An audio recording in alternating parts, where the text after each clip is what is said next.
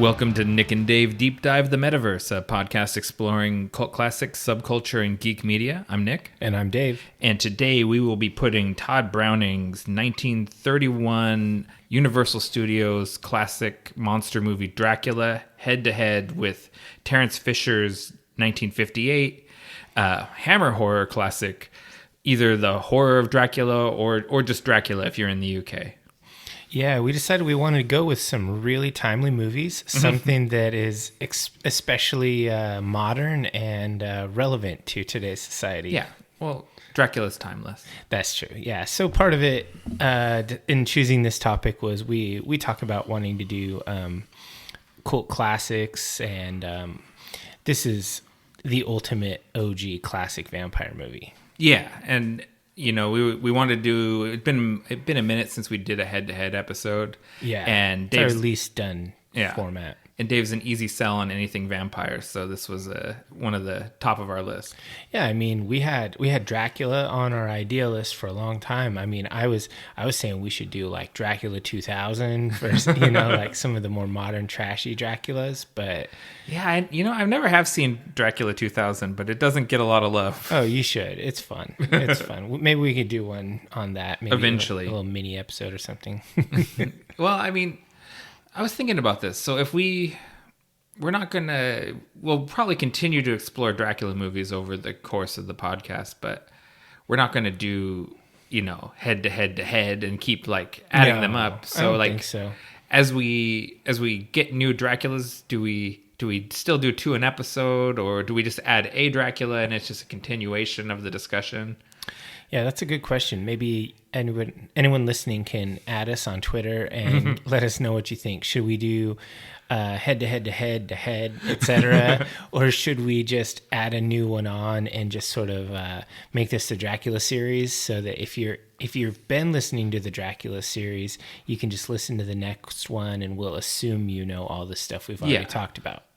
And I think as later iterations come out, they all do, it just bears comparison over and over again. So yeah, I don't think anyone's going into Dracula not knowing the basics, because this is classic vampire stuff. This isn't like somebody's obscure original creation. This is the textbook regular ass vampire stuff. That's true. This is it's what the textbook is based off of. Yeah, crosses and garlic and all that. Just the old wives' tales and stuff. But this is going to be a really fun head-to-head, because these movies are with two classic Dracula actors, Bela Lugosi and Christopher Lee.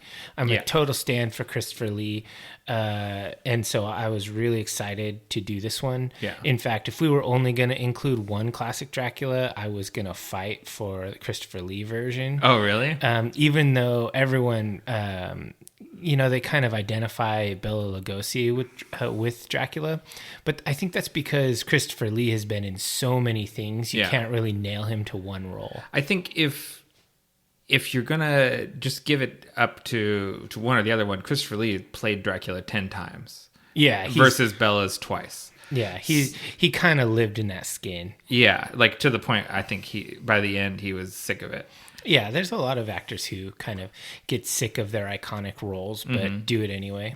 But maybe we'll get off of this and come back to it. But Christopher Lee is a devotee of Dracula also. So I think more what he was sick of was having the character sort of degraded over time, because he's like a scholar about the book. He's very deep into it. Yeah, I was going to read the book and I just did not have time, and it's not even very long. Finished it this morning. Yeah, I knew Nick would do his due diligence, because he's an old school monster guy. Like, this is kind of his wheelhouse. Yeah, this is one of those like Venn diagrams of what Nick and Dave like. I like darkness and goth stuff, and he likes monsters. So this is classic for sure. So before we get into any deeper into this, what have you been up to? Well, I'm not going to try to say I've been doing a whole lot because once again, I say this every time, mostly the world is closed, especially restaurants are closed even now, reclosed. So I've been at home doing a lot of stuff just on my own. I've been trying to motivate. I've been actually doing a lot of work on my sword fighting drills. That's kind of been a thing I've been doing every single day. Yeah. And I built. He said he saw that. I built myself a Pell, which is a wooden fighting dummy. So that one's about my height. It's maybe a couple inches shorter. So it's probably about 6'2", and it's got shoulders and it's got legs and stuff, and you move around it and you strike it with a practice sword and you practice combos and all of that. And so I've been doing that a lot, but really. That's it. It's hard to make that any bigger than it is. I got a big old chunk of steel bar from my buddy Colin, and it's heavy. It's like 15 pounds maybe, which 15 pounds isn't that big when you grab it by like a dumbbell or something. But if you're holding a 15-pound rod by one end and you try to swing it, it's a whole lot of hurt. But I've been doing really slow work with it and just practicing perfect form, and it's really, really building my forearms. And so that's good, I guess. So that's pretty much it. I spent $40 and an afternoon making that thing. I already have all the rest, the shield, the swords, and all that. So that's pretty much what I've been doing. Watching a lot of sword fighting videos and just kind of deep diving into my old hobbies. I watch a lot of videos. Of old Okinawan karate masters punching wooden things, and they look a lot like your Pell. Yeah, it's a lot like a more anthropomorphized, what do they call it? A makiwara, I think is what their dummy is called. That might be the Japanese one. Yeah, I came up through Chinese martial arts in my younger years, and so they got that coat rack thing. Yeah, I have a lot of experience with a mukjong, which is the Chinese version. I've done thousands of hours of mukjong training, and so Pell work is just like an old friend to me. I've spent a lot of time hitting wooden things in my days, and so yeah, that's pretty much it. What have you been up to? I've been watching that Godzilla versus Kong trailer. Like pretty much anytime I open YouTube, I watch it again because it's always at the top of my algorithm. So I just watch that over and over. I haven't even watched it once. Oh, maybe that's better. You go into the movie clean without any expectations. Yeah, I mean, and this will probably just kill you, but I've never seen any King Kong movies, and I've only ever seen one Godzilla movie, and that was that remake one, that modern one. Oh, no, you saw the Peter Jackson King Kong. No, I didn't. Really? You never saw that? No. I'm incredulous. He's looking at me in disbelief. It's really good pod. No, I swear you saw that, but I mean, I don't think so. I mean, you're not that far behind. It's in the zeitgeist of the world. Godzilla's a radioactive dinosaur, and Kong is a big chimp. Yeah, everyone knows what they are. I just never really, for some reason, it never really fascinated me. Well, I mean, that's understandable. I don't know. I guess I don't know if people get into it late in life. It's something you have to be into from when you were a little kid, I think. Yeah, I had dragon toys and like dudes with swords and guns and stuff. So that's what I was always into. Maybe it is a thing that you're raised in. Yeah, it could be. I mean, it's just it connects to this stuff too, because I just was kind of steeped in monster movies from the time I was a little kid. But yeah, I don't know that trailer. Well, you like Pacific Rim. That was great. That's in the kaiju genre. Okay, well, I mean, that really sort of reminded me of like a mecha movie, and I like anime, and I like anything with mechs, and so I played a lot of BattleTech in my day. Okay. So that's your inroad is through the giant robots. Yeah. I was definitely a fan like of Gypsy Danger and whatnot. Like I'm way more on the side of the mechs than the kaiju. Oh yeah, there's some good good kaiju in Pacific Rim. Did you see the second Pacific Rim? No, I didn't. It's not as good as the first one. Good. The first one, I think the first one is probably, not to tangent too much on this, but the first one's probably the best modern kaiju movie. Huh. Of like Americanized. Even better than that Godzilla running through New York and That movie takes a lot of discussion because I think it's a very decent monster movie. It's just a terrible Godzilla movie. It just gives no homage to the original. Yeah. As far as a movie about a big iguana running around New York, it does that, but it's not Godzilla. All right. So is that it? You just been watching a trailer? That's I've watched a lot of stuff, but I think sometimes our this opening segment kind of becomes redundant with our what are you into right now at the end of the episode. That's true. I've been really trying to make sure that I'm not doing too what are you streaming right now. Exactly. So yeah. So I watch Cobra Kai. That's probably why YouTube sends me videos of Okinawan karate. Okay, that makes sense. It's the algorithm is all knowing and always listening. Oh yeah, I was talking about something I can't remember, like with Carrie. I think it was coffee machines or coffee or like roasting coffee. I don't even remember. But then next time I go to YouTube, I have a video about that in the front, in the top part. And then we were looking at exercise equipment, and then I just start getting exercise equipment videos. And it's like, oh, come on. I don't want fitness influencers like infecting my algorithm. Yeah. So since, so many people misuse the word Orwellian, the fact that there is speakers in our house and in our pocket always listening to us is Orwellian. Yeah, it is literally Orwellian. Yeah. It doesn't actually bother me because I guess I'm just used to it.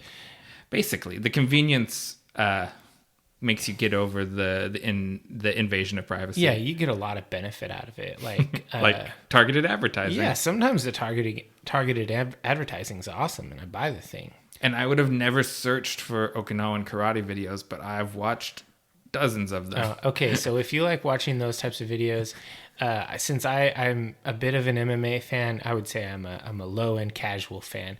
I occasionally will get videos shown to me that are it's basically like it's like karate master versus MMA fighter. Like they have like some traditional martial artist versus a modern martial artist. Those videos are pure gold. Sometimes the traditional guy just gets his ass handed to him when he's trying to do some crazy poses. He just gets socked in the mouth. Other times, nope. They're just tough as nails and they just beat ass. Yeah. It just seems more like the fighter and less like the style. Yeah, it's just sometimes the really traditional artists are they're too wrapped. They're not versatile enough to take. And they're also not super fit. Like the guys who are doing MMA are like lifting weights and they're all jacked. They're like CrossFit dudes. And then the other guy's like some soft-bodied old guy. And it's like, come on, what are you thinking here? You got to get two people of similar age and fitness level. Anyway, we've super tangented on this one, on our YouTube algorithms. Anyway, if you're still here, that's fine. We're now into our section, Podcast Fuel. What do we got? We have the White Lodge from Holy Mountain Brewing in Seattle, which is one of my favorite Seattle breweries. A little bit of a stretch. I thought the owl, it had a cool gothy design on the can. Yeah, it's a black label. And Bram Stoker tells us that Dracula has influence over all the brute creatures of the night, including owls. So I felt like it worked. It's a stretch, but I'll give it to you. Have you had a bat or a wolf? Yeah, well, pretty much anything that has a bat on it. It seemed like it really was mostly imperial stouts, which I know is not your favorite. Yeah, no. And they're maybe a little boozy to facilitate good audio. Yeah, well, I mean this beer is interesting to me. It's a Belgian style white ale. It actually almost has. At the end, it has almost like a farmhouse note. You know what I'm talking about? That's that Belgian yeast. Yeah, it definitely tastes a little farmy, a little funky, and not in a bad way. I like those beers. I'm a sucker for all those, not all, but most Belgian beers. Yeah. It's a 4.8 ABV, no IBUs listed. Yeah, not bad. And you can't go wrong with Holy Mountain. This is just a superb brewery. Oh, yeah. I mean, I really like Belgian styles too. I'm a sucker for Maibach. That's my Belgian go-to. Delicious. Yeah, but this is a good beer. I definitely like it. I definitely drink it again. And I'll have to give Holy Mountain a shout or a try when I go up to Seattle next, which I have no idea when that will be because we can't travel for anything anymore. No. Well, you can just drive 3 hours just to pick up to-go bottles and turn around. Normally, I like to go up there to see a show and then stay the night and then come back the next day. Yeah. Last time we stayed up there, our Airbnb was like long walking distance from the Holy Mountain Brewery. Oh, that's awesome. Yeah. So it was a little bit of a hike through industrial area, but definitely worth it. So let's take a break and come back with our head-to-head.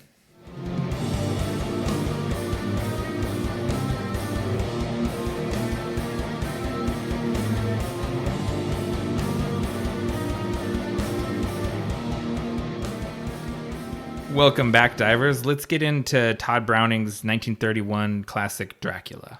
So what's your history with Dracula? I know you're the monster guy, so I'm sure there's a story here. Yeah, I mean, like I said earlier, I was raised on the Universal Studios monsters. My mom was a huge fan of these movies, and she grew up on them. And I don't remember exactly what age, like probably like 6 years old or something. She was like, I think you'd like this movie, and I think probably showed me Frankenstein. I think that was the first one. Okay. And I really, really imprinted on that movie. It made a huge impression on me. And then... You don't say. You have a tattoo. I have a tattoo of Frankenstein, yeah. And I became like obsessed because I fixate. I have like an OCD problem, undiagnosed or self-diagnosed. And I read every book on monster movies available, all those...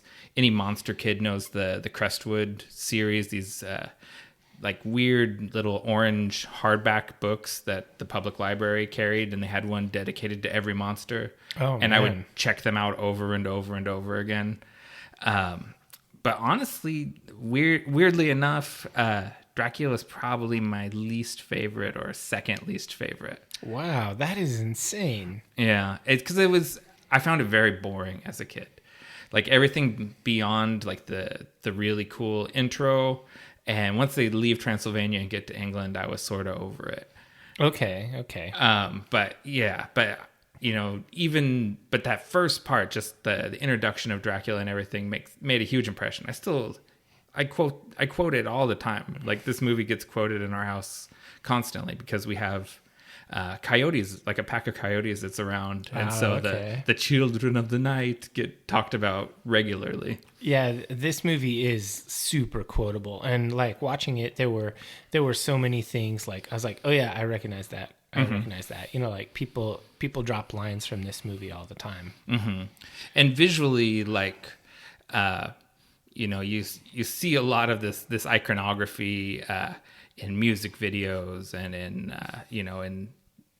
Tim Burton, you see probably a lot of this. Yeah. This is hugely influential visually on people. I totally agree. So I don't really have much of a history with this other than, when I was a teenager, I was also super into, I was into vampire things, like Lost Boys, and Vampire Hunter D was my favorite anime. It's still high in the pantheon. And so, and as a D&D player from very early on, I was always interested in like vampires and the undead and liches and anything undead wise. That was always my thing, and then of course, as a teenager, I got super into Vampire the Masquerade. And I think we've touched on that For sure. So anything vampire related was always my favorite, and I think I've seen this movie before recently, but if I did, it was 25 years ago. Yeah. I think our generation's Dracula is the Francis Ford Coppola 1992 Bram Stoker's Dracula. Oh, Bram Stoker's Dracula. I loved that movie when I was young. That movie was that was the shit. We should do that one too, for Definitely, sure. because that one I have a lot of much more emotional attachment to that one probably. Yeah, that's a really good Dracula. And I think, man, that might be our generation's Dracula, but I think our generation's vampire movie is Interview with the Vampire. Oh, yeah. I mean, I think the book Interview with the Vampire predates Bram Stoker's Dracula. Yeah, for sure. But Coppola beat the movie. Yeah, because you're right there. Both movies were great, and they influenced me a lot as a teenager. Oh yeah, you loved Interview with the Vampire. I remember that. I read all of those books. I read every Anne Rice book that you could get. I bought the ones I could, and I libraried the other ones. Shout out to the public library. Yeah, hey, Fort Vancouver Regional Library. You can get your Crestwood Monster Series books there, I assume. All of Anne Rice's stuff. and Bram Stoker's Dracula. Yeah, they even check out digital stuff. Like, I don't even know how that system works, but I know it does because I've talked to people that use it. I know Lisa checks out audiobooks from the public library. Wow. That's pretty cool. Yeah. So good job, public libraries. Yeah, your taxes at work. So are we going to do like our regular scene by scene sort of thing, or are we going to we just do it a little breezier than normal? I think it's going to have to be breezy because we're doing two movies, but also it's worth noting before we even get into this, both of these movies are pretty much linear plots with a single thread. Yeah. There's no weaving going on here. This is not a tapestry of drama. So it's really just like scene to scene to scene. And I did not do a scene by scene like storyboard in my notes, but I did do a lot of commenting on things. So you want to lead it since you read the book and whatnot? You want to start us off? Yeah. So we start off media res in a carriage ride, and we're listening to a young lady kind of read tourist notes about the Carpathian Mountains, and they're being jostled around, and our introductory character Renfield kind of asks the driver to slow down, but the local Romanian peasantry in the cart, they don't want to slow down. They want to get to the end before nightfall. And you know what kind of struck me even before we get to that part is, first of all, the music is really good, even though it's super scratchy. Like it's super dated, and there's like fuzz on the track. Oh yeah, they haven't. I wondered that about yours because I have an older DVD. If yours was more cleaned up than mine, because the audio is very fuzzy in this. Yeah, it was not cleaned up at all. And there's credits at the beginning of the movie, like all the credits. Like this is not like a modern movie where credits are at the end. That was standard in those old movies. The credits are all at the beginning, and that music it's an excerpt from Swan Lake. Yeah, I mean, it was really cool, and I thought it was very, very moody. And I enjoyed that intro. And then in the beginning, one thing that I noticed about this, that acting, like you're talking about the peasants, they don't want him to go to the castle. Like he's asking about being taken to Dracula's castle, and they won't go after sundown. Yeah. The acting is incredibly over the top. It is. There's a few things going on there. One, this is an adaptation of a stage play. You can tell. Yes, and it is very much acted like it is a stage play. So it's overacted a lot of the time. Because they're acting for the person who's, 50 rows back to be able to see mannerisms. They're not acting with the idea that everyone has a front row seat because you're watching it on a huge screen. Yeah, and then the other thing is this is at least 20 years before method acting and naturalistic acting come into fashion at all. So this is pretty normal for a 1930s film, this level of overacting.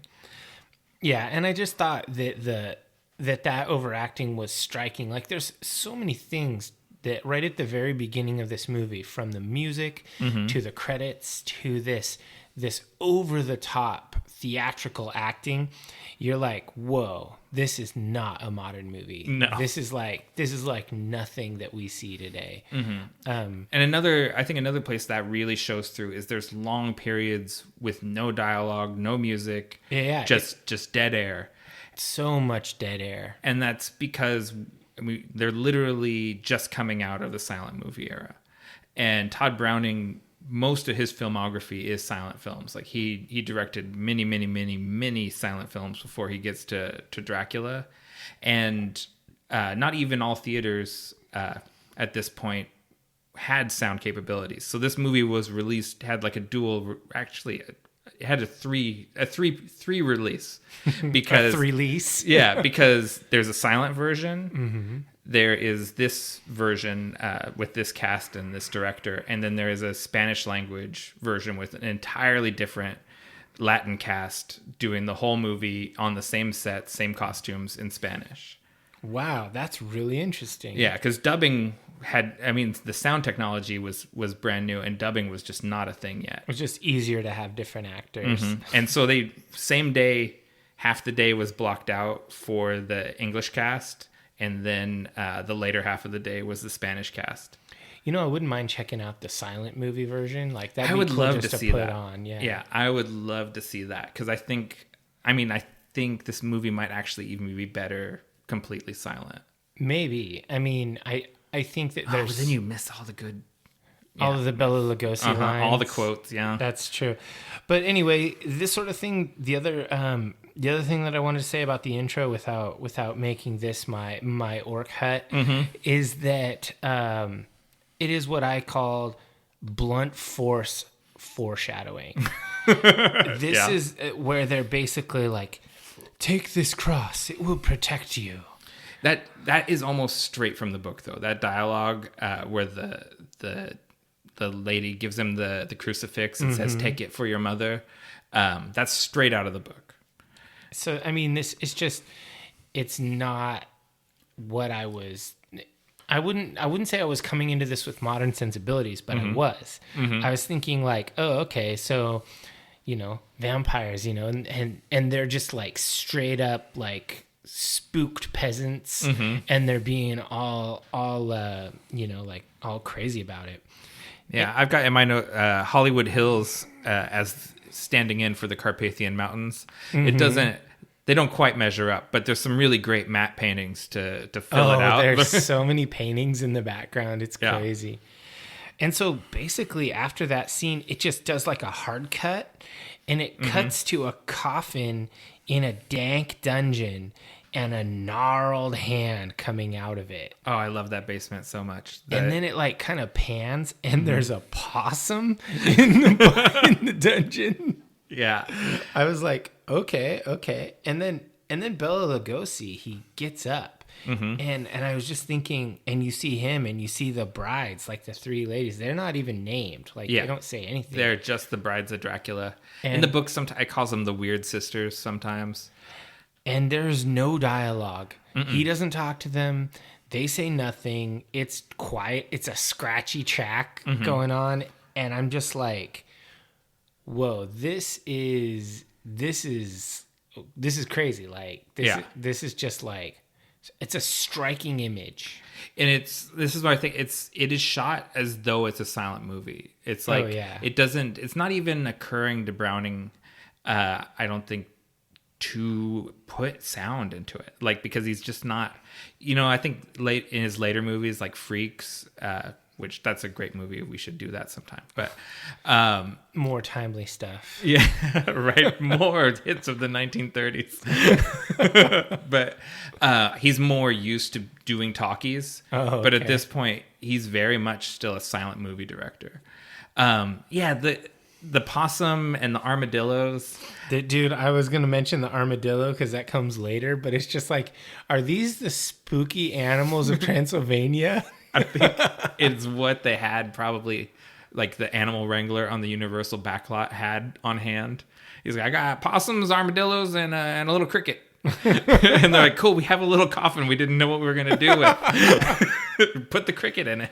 Yeah, that's pretty cheese. I won't lie. Like, some of this stuff, it's hard for me to not be like, oh my God, that is lame. Because you understand that nobody did this before this. Yeah. So it's like they were starting with a blank canvas. And it's just like, I guess it's worth noting for background, there's two significant silent vampire movies before this. There's Nosferatu in 22. And then Todd Browning also directed London After Midnight with Lon Chaney a few years before this. So there has been a couple other Dracula or vampire movies. Would you say, is Nosferatu in 1922, is that kind of the the grandfather of all vampire movies? Yes. Okay. Certainly. Yeah. All right. That might warrant its own exploration. Yeah. Do a head-to-head. With that and then the modern one, what was it? Shadow of the Vampire? No. The Werner Herzog remake of Nosferatu from 1979, off the top of my head. If we do all of these ancient movies, we're going to have to start putting these out once a week. To cover every vampire movie. Cover all vampire movies ever. Yeah. So that's enough time in Dracula's dungeon. In the dungeon, which is a great scene. I mean, it looks like painted foam blocks. Mm-hmm. It probably is. And so then our man Renfield gets dropped off unceremoniously at Borgo Pass. The coach driver just chucks his bag and doesn't even really slow down for him to get out. They're basically like the Transylvanian peasants or whatever. They're just the regular folk. They're like, all right, get this rube out of here and let's get the hell out. Yeah. And I love this scene because Dracula's coach arrives and Dracula is driving the coach. Yeah. And that's straight from the book also. Mm-hmm. That Dracula keeps up this sort of pretense of having servants and stuff, but he's a one-man operation. He runs the castle on his own. It's like Last Unicorn. Mm-hmm. It's like, I have this grand castle that's dilapidated and falling apart, and I almost live alone in it. I have 3 wives, 2 armadillos, and a possum. So basically, like he gets on the coach and they drive back, and I was struck by the sets for the castle were pretty cool. Oh yeah. They were super creepy, but they were really, obviously there was a lot of painted backdrops in this. But I thought the compositing is really good. Like the way the actual footage, the coach runs right up to the castle, and there's not an obvious break between the real set and the matte painting. Yeah, and I mean it is really good. Like I knew what I was looking at, but we're just spoiled in this modern day. Mm-hmm.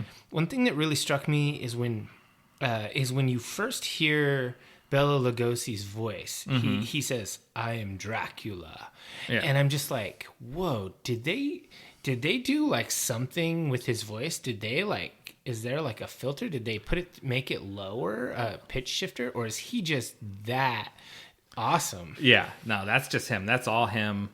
His native Hungarian accent. Yeah. So he had been playing the role already on Broadway before this. Yeah. And he kind of took over Dracula, and like how like someone like Robert Downey imprints himself on Iron Man. Yeah. This is Bela Lugosi playing Bela Lugosi as Dracula. Yeah, exactly. And it's like it's a Hungarian accent, not a Romanian accent or whatever. But who cares? Because no one can tell when you're from America. It's not that far off to my ears from a Romanian. I've known you're gonna get us some horrible tweets. People, all of our Romanian fans are gonna be like, my Romanian coworker would say, "Romania is we are Latin. Rome. It comes from Rome." These are Hungarians. No one knows where they come from. All right. I hope he listens to this. Just to hear that out. Yeah, we got good 70-year-old Romanian listeners. Many of them.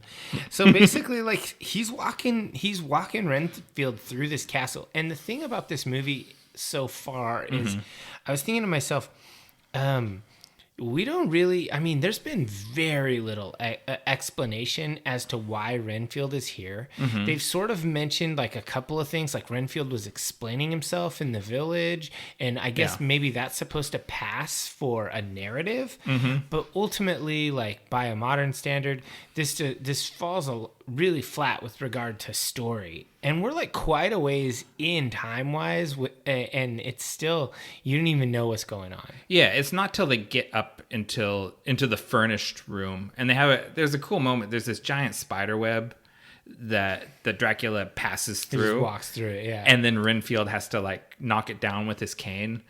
And it's like, and giant rubber spider on the wall, but it's you're getting all these hints of the otherworldliness of the Count, and then he takes him up the stairs into a well-appointed, like, comfortable room. Yeah, it's like he takes him to the only nice place in the castle. Yeah, and then because it's just like a dump. The place is like falling down. It's completely like in disrepair, except for this one spot. And then we do get the story here that Renfield is an agent working for him, like acquiring property in London. Yeah, and one thing that's really made me wonder is like, so Dracula lives in this just filthy ass castle. It's gross. It's nasty, but his clothes and his hair are immaculate. Yeah, like his shirt looks pressed and it's starched and it's white, and his hair is perfect. Mm-hmm. And there are no flaws, even though he lives in this filthy place. And I think that's actually cool. It's kind of a value add. Like this immortal being is untouchable. Yeah, he's something special. Yeah, totally. Like. I guess it gets into his priorities, right? Oh, like yeah. How he presents himself is a priority, and the parts of the castle that he doesn't use because he's not entertaining, just don't get used. They're hundreds of years old. He hasn't taken care of the castle since he was fending off Turkmen. Yeah, exactly. And I mean this movie, and I actually put this right in my note. Is that this is so linear and so slow. Mm-hmm. Like the plot line it drags hard, and then but then I was thinking about it. It's all about the little moments. It's all about the nuance, like the spiderweb thing, and then of course.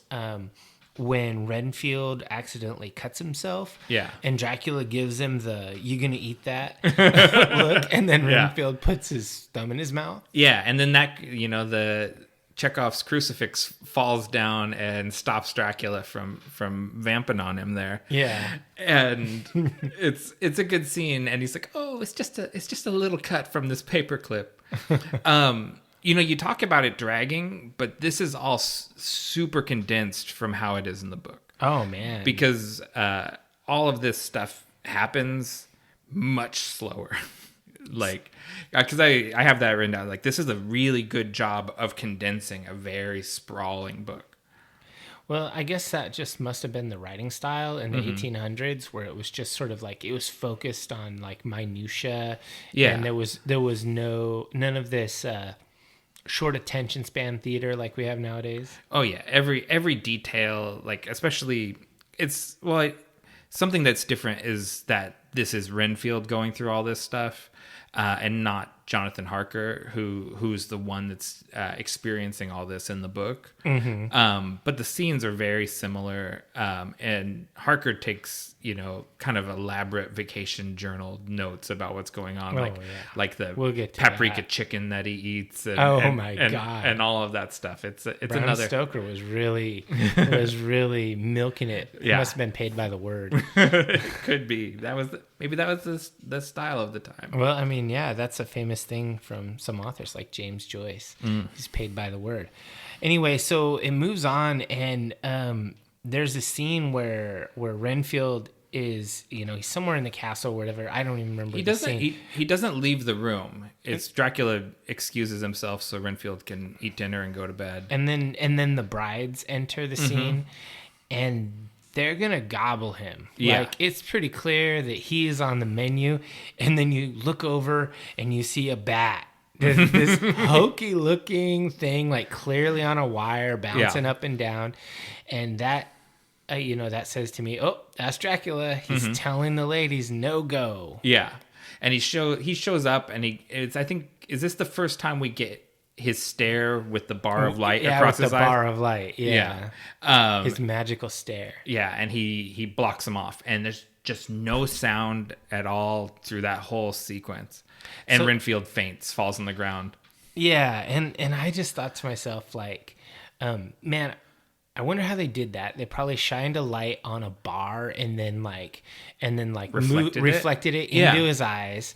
And it's a cool old school physical effect, but they use the hell out of that effect. Like it never stops. Anytime he's given someone the evil eye, they always put the bar of light over his eyes. Yeah.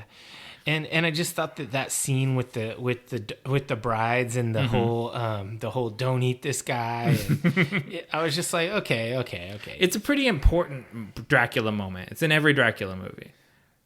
Oh, where the brides are trying to eat the person, he prevents them. Yeah. It does seem important. In this particular Dracula movie, it feels like the brides are actually kind of like extraneous to the main plot. I mean, they really are. Just in general, female characters get a lot of short shrift in these movies and in Dracula in general. They're like props. Yeah, pretty much. And it's, I guess it was a sign of the times. But then it kind of does like a hard cut, and they're aboard the Vesta. They're on a ship, right? Yeah. And they're heading to London, I guess. Yeah, I think that, and I think really good model work on that ship too. I thought that was really good.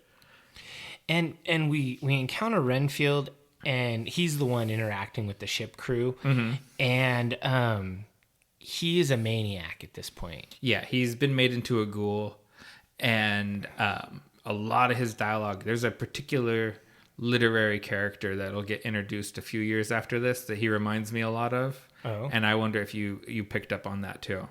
What, a literary character? Yeah, this is the proto-Gollum. Oh, yeah.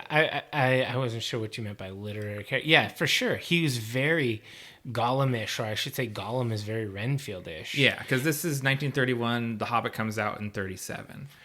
Okay. And so, yeah, he's definitely just a madman. And the schooner is found drifts into port, and the whole crew is dead, and Renfield's put in an asylum. Yeah. And that was based on a true event that happened. A Russian ship washed up like that with the whole crew dead.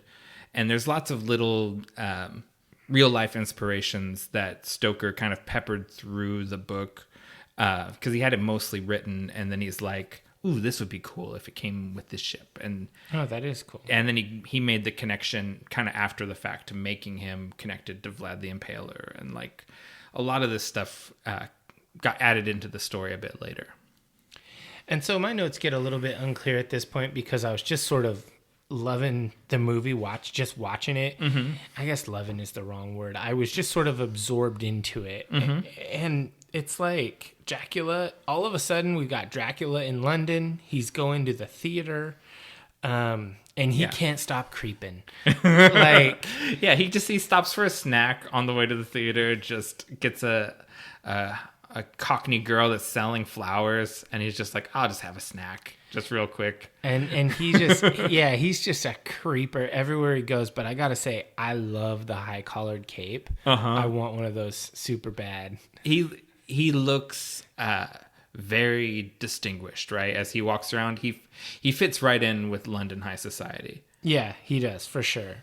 And I thought the whole costume was really good, and it was. I mean, and then I looked at my clock. We're only like a half an hour in. It felt so much longer than that. Like getting to London, it felt like it took an hour and a half. Oh wow! I mean, at least to me. Yeah. I guess it was because there's so much silent movie time in this movie, where you're just looking at a scene, nobody's talking, there's no drama. You're just cool scenery. You're just seeing stuff, and I guess that's what he was known for. So it was just kind of interesting. But even still, there's no plot in this movie. At this point, you're a half an hour in, no plot. There's no conflict. That's the crux of plot, right? Is conflict. That's really true. And I don't think I thought about that, because I was sort of just analyzing how it was adapting the book. But yeah, so Dracula doesn't have much of a goal that we know of. It's to creep. It's a yeah. I want to move to London. It's mission accomplished. We could just end the movie there. Yeah. And you're right. He's just vamping around London. I guess his mission at this point is to get himself invited into the insane asylum. Yeah, he's trying to get Renfield. Yeah, because vampires can't just enter a building. And they don't explicitly say any of this. Yeah, you have to infer it. Yeah, it's not like a modern movie where there would be some exposition at some point where they talk about it. Mm-hmm. And I mean, they're in this theater and he's just creeping around and there's really no drama and no character development of anybody. The only character that's had any development is Renfield, and he's locked away. Renfield's gone on a journey already. He's definitely changed. But we are about to get introduced to the rest of our supporting cast, because that's why Dracula's gone to the theater. Yeah, I mean, they have a moment there where the ladies are talking about Dracula, and I felt like this was a really good example of show, don't tell, that he's got wiles and people and women are attracted to him, his vampire ways or whatever, because really he's overall really stiff. Like the acting it's not smooth. He's very intentionally stiff, it would seem. Yeah. But the ladies are talking about how great he is, and so that's a good show don't tell moment. Well, it's very Victorian, right? Like to be sort of death obsessed. Mm-hmm. And so he goes in and he connives his way to get introduced to his neighbor, basically, to Dr. Seward, who owns the insane asylum next to Carfax Abbey, which is where he's moved in. And Lucy, one of the two girls, Lucy and Mina, Lucy introduced herself with this sort of death poem, and Dracula just like, oh yeah, you're talking my language. And, she's the one. Yeah, and he goes, to die, to be truly dead, that would be glorious. And Lucy's just like, oh, like enchanted by him. Like, yeah. He doesn't even have to give her the bar light stare. It's like they're a good match right off the bat. And so like you said, the two girls are kind of Mina's teasing Lucy because she's so smitten. And Lucy, I'm kind of struck by, for 1931, how kind of provocative this is, because she goes to the window and opens it and kind of like drops her shawl up there in front of the open window, kind of thinking about Dracula. Oh, man. And he takes the bait. He shows up. It's pretty crazy. Like, I did enjoy the acting here. I think that they did a good job. But I guess this plot it has a lot of nuance to it, and it's not high drama. It's very subtle. Yeah, it's a lot of just a lot of face acting. Yeah. Of people staring meaningfully at each other, which, I mean, I guess in the silent era, that's probably very normal. Yeah, I think so. And then we have like a couple of quick cut scenes that kind of go, like you cut to an autopsy where someone's doing an autopsy. It's Van Helsing's doing an autopsy, I believe. And they're died from lack of blood. Yeah, Lucy's dead. And yeah, and there's no wounds except for 2 marks on the neck. It's pretty crazy. She dies off screen. Yeah, and not, they don't really explicitly say it's her even. Yeah, they don't even say this is Lucy on the table. It's just more like, oh yeah, this girl is vibing on this guy, and now boom, dead person in a lab. And for some reason there's like a couple dozen observers. You know? It's a classic operating theater. And I was staring at it because I couldn't tell if it was a matte painting or if it was real people, but I think it's a mixture of real people and dummies. Because some of them move, but most of them are just completely still. But yeah, it's a weird, creepy, gothy scene. Yeah, and then it does another cut to the asylum, and Renfield, he's just totally mad. He's just off his rocker. He's eating bugs, and we get introduced to the Cockney orderly who's here for comic relief. And he's taken the bugs away from Renfield, and Renfield is in full Smeagol mode. If you put Precious at the end of all of his sentences, everything he says could be Gollum. Oh wow, that's funny. I'm gonna have to go back and watch some scenes. I'm sure there's somebody that did a video that did it side by side that already did that. Yeah, and so then it cuts from the asylum, and it cuts to a doctor doing lab work, and he's reading in Latin, and then he says, "We're dealing with the undead. Yes, Nosferatu, the undead, a vampire." And it's like, okay, I mean, this is on the nose, but yeah, cool. And that's Edward Van Sloan as Van Helsing, right? Yeah, that you're talking about. He's talking with Dr. Seward, played by Herbert Bunston. And they've kind of played from the book. They've played with the ages a little bit, because in the book, Seward is Van Helsing's student. Van Helsing was his professor at university. Oh, okay. And they're much more like colleagues here, like where they're of an age with each other. Yeah, and Van Helsing, there's none of like the beating around the bush about not wanting to say the word and everything. He just comes right out. This is vampires. Yeah, this is like 3 ways, you know? Yeah. So Edward Van Sloan, he's also from the Broadway cast. Okay. And when you see him and Bella together, the number of times they've done these scenes together is really apparent. Like, those two guys are very used to acting with each other.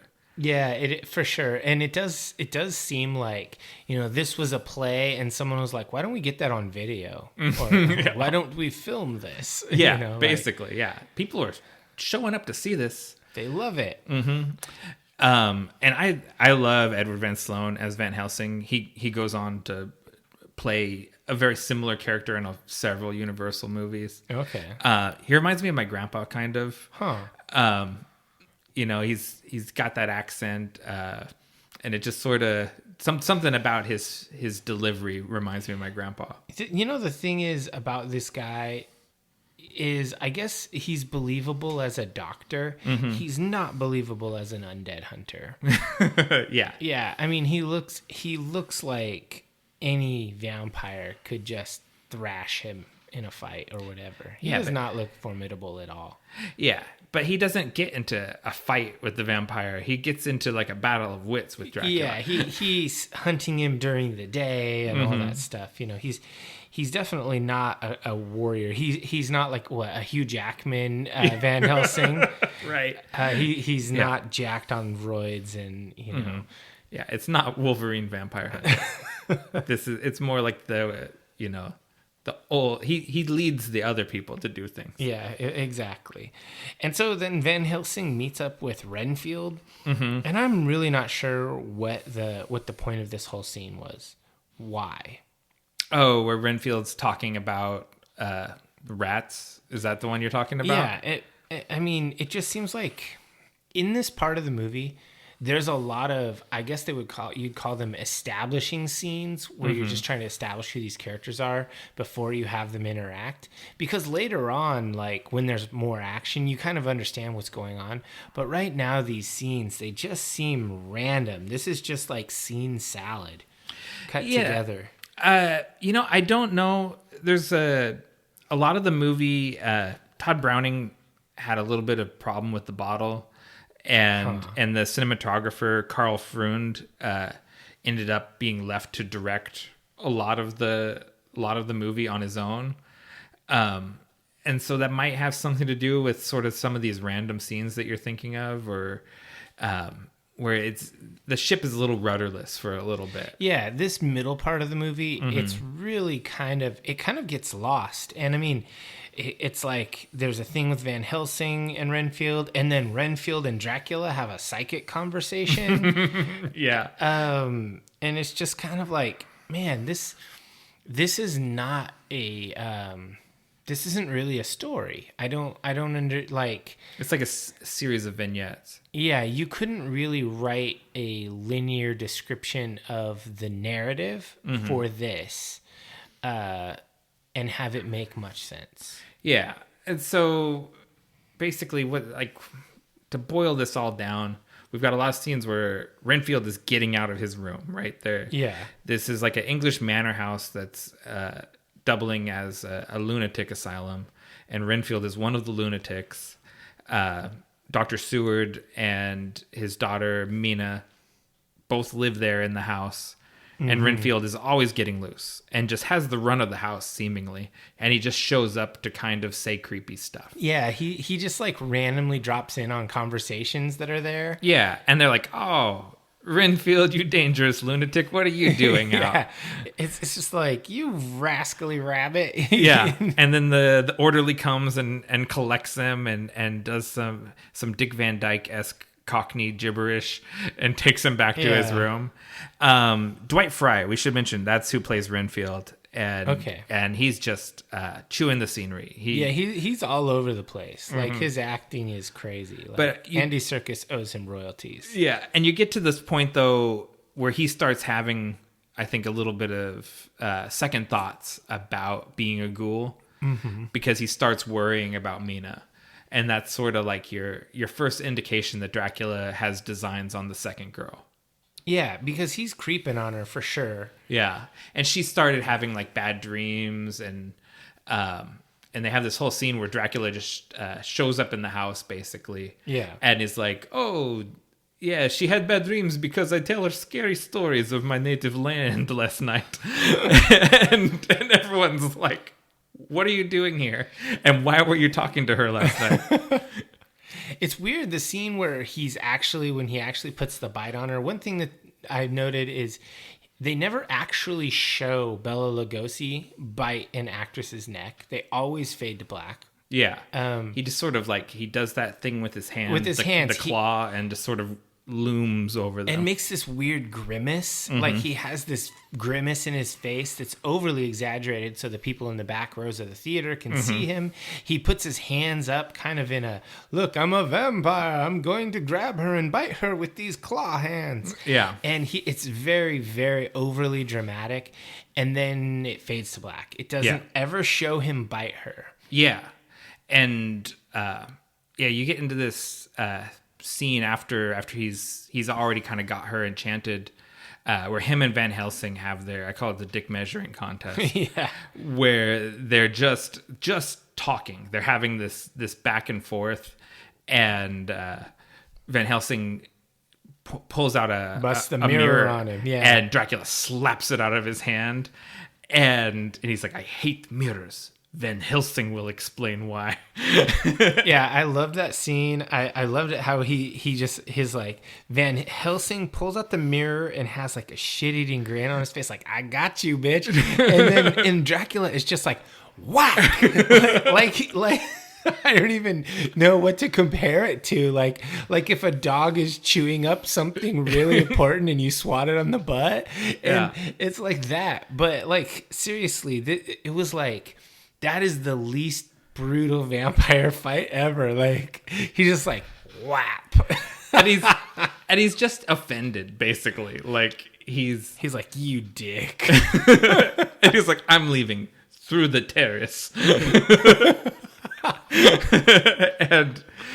and then he, off camera, turns into a giant dog and runs away. Yeah, and so that's one thing I really, really liked about this movie. It was that, even though they don't show it on camera much, but they allude to it often, Dracula uses his shape-shifting a lot.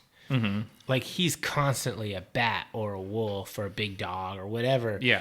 You see the bat, the rubber bat. Very often. A lot of times, a big old rubber bat. But he uses his shape-shifting constantly. Because if you think about it, if you could shape-shift, that'd be a lot faster to get around. Well, yeah. He has to get across the yard. It's 2 English manor houses that abut each other. That's a lot of property to run across. Well, and how do you not get your shoes muddy? Yeah. You fly. You do it, or loping as a wolf. Yeah. And I just liked that scene. I thought it was fun. And it's after that Renfield starts to worry about Mina. After it's already too late. Well, she's already had the bite put on her. She's done. Yeah. Because we learned through watching this that once the first bite is put on a lady, they're going to get fed on again and again until they have no blood, and then they become a vampire. Lucy was too tasty, though. He did that all in one night. Yeah. Or at least that's, it's very condensed. It might have been strung out over a longer period of time, but it's one scene to the next. Sure. And we do see undead Lucy wandering through too.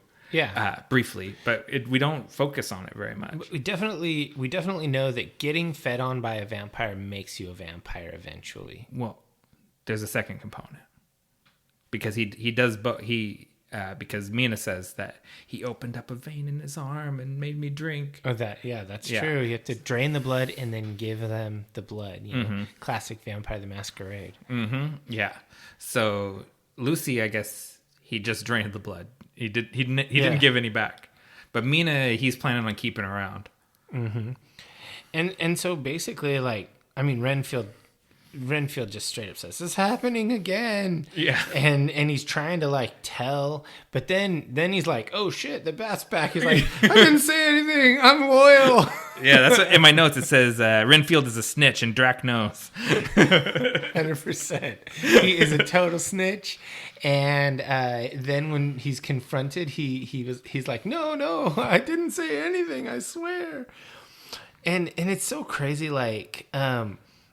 It cuts to John, I believe, reading the newspaper about women being attacked and that by the women in white. Mm-hmm. That's Lucy. And so it's basically an allusion to she's a different bride of Dracula. Mm-hmm. Did he? Oh, so yeah, I guess I said that wrong. So Lucy, he must have given her the juice after the autopsy, I guess, presumably. Well, we don't know his mysterious ways. But basically, it's funny because at that point, Mina's like, "It's all over, John. Our love, our life together." Yeah. It's just so melodramatic. You can never kiss me again. Yeah, and it's just oh man, I don't know. This just felt super cheesy right here. And this part, we're still lost. Helen Chandler as Mina, she has some really good scenes, though. Mm-hmm. I think... I'm not saying that it's her fault. I'm saying that the way this was strung together, that was meant to be super dramatic, but it seems out of the blue. Yeah. So, when she's struggling with her journey into vampirism. Sure. Right? Yeah. So it's she's lucid at moments and is herself. And then you switch over to where she's wearing the satiny dress and she's being much more forward and trying to kind of get cozy with John. Yeah. And so it's she has these moments where she's like, "No, you can never kiss me again." And then she's then she shows up and she's being 1931 sexy. Yeah. Which is pretty tame by our standards, but she's definitely putting the moves on him. Mm-hmm. And Van Helsing wants to put a stop to it, and John is like, "What's wrong with you, man?" He's basically, "Don't cock block me, bro." Yeah, he's very upset when the old man shows up and is waving a cross in her face. Yeah, he's "This was just getting good. You ruined it. I was courting her for years, and we were about to kiss." Yeah, and Van Helsing messes it up. He's like, "Have her wear these weeds while she sleeps. That's definitely gonna help." Wolfbane. And obviously she's not having it. One thing that I liked was they kind of cut and you see the coffins, right? Mm-hmm. And you see the earth, the soil from Transylvania, Mm-hmm. And I can't let it out of my mind. He sleeps in a dirt-filled coffin, but he wakes up immaculate. Yeah, because you never see him get out. That's something I think is really kind of a cool effect. Mm-hmm. Is you see the coffin lid move and the hand come out, then it pans away, pans back, and he's standing there in a tux with tails and a cape. And he's clean and his hair is perfect. Yeah, he's prestidigitation when he gets down and gets the dirt off. Yeah, I don't know if Dracula can turn to mist in this particular narrative, but that'd be a good way to get out of the coffin without too much trouble. That's how they get out of a sealed coffin when it's nailed shut, is they apparate through it or whatever.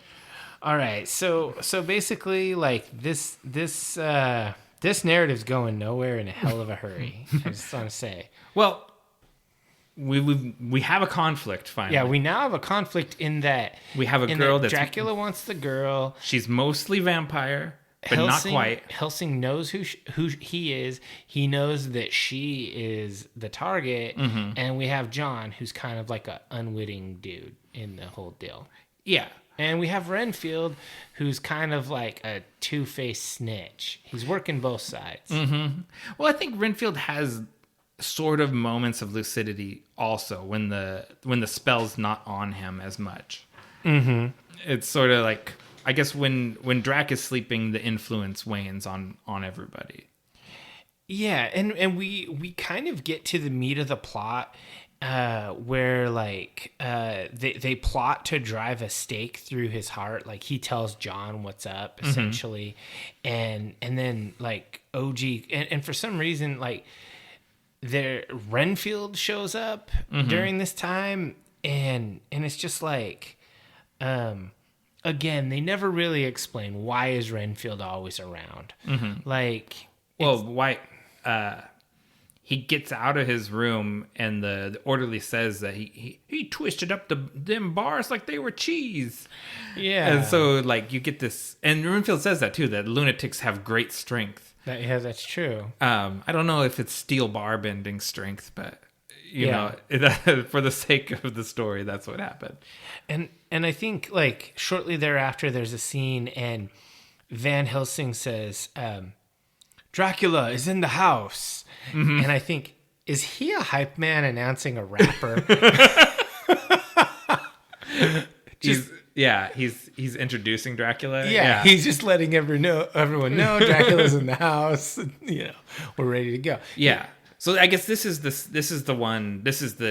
time that Dracula gives gives Mina the blood, right? Was this time when they discover he's in the house. Yeah. And then she goes, "Oh, he opened a vein in his arm and made me drink it." Yeah, and then there's kind of a confrontation with him and Van Helsing, and it actually struck me like Bela Lugosi's a big dude. Like I looked it up, and he's 6'1", okay, which isn't that big. I guess it's not big by my standards because I'm bigger than that. But as for like Hollywood, he looked really big compared to the Van Helsing actor. Yeah, and he just like towers over him. And he goes and he puts the claw up and gives him the light eyes and tries to compel Van Helsing. He's like, "Come here." Yeah, and he's got that bass voice. It's pretty cool. And Van Helsing pulls the cross out and he's like, "Ah." Yeah, and they do a good job. And this is I guess it is a little bit of a tell because he says it, but Van Helsing just resists, and they have this moment where they're having like a push and a pull. Yeah. And Dracula has to say, "Is like, your will is strong." And yeah, Van Helsing has an iron nerve, though. Like, yeah, he's literally the only vampire hunter. He's gonna have to have a strong will. And then it kind of cuts. There's a scene where Mina lures John out, and she's looking for a snack. Yeah, this is where she's in the sexy dress. Yeah, she's gonna eat him, and then the bat comes. Basically like, "No, don't do that. I'm a bat." I do love it. He's bobbing around. As he's trying to swat the bat away, and Mina's talking to it, and she's like, "Yes, I will." and John is like, "Oh, get away, bat. It'll get in your hair." I mean, seriously, if there was a bat and it had like over a foot wingspan and it's flying around, are you trying to bat it with your hands?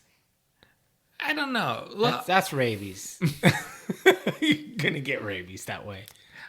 I live in an old house and have extracted a number of bats from it. I usually collect them in a shoe. That's my go-to, is to get the bat into my shoe, and then I walk outside and put it in a tree. Dang. We don't have any bats here. There were bats, but in the remodel, they're gone. They've been evicted. Yeah, they lost their roost. But I just thought that whole scene with the bat, it was just, I just thought it was kind of ludicrous. Unfortunately, the rubber bat is sort of like the end of the rope, like as far as like suspension of disbelief. Yeah. It's really hard to suspend disbelief on the rubber bat. It's just this cheesy rubber bat bobbing on a string. And it's just like, oof.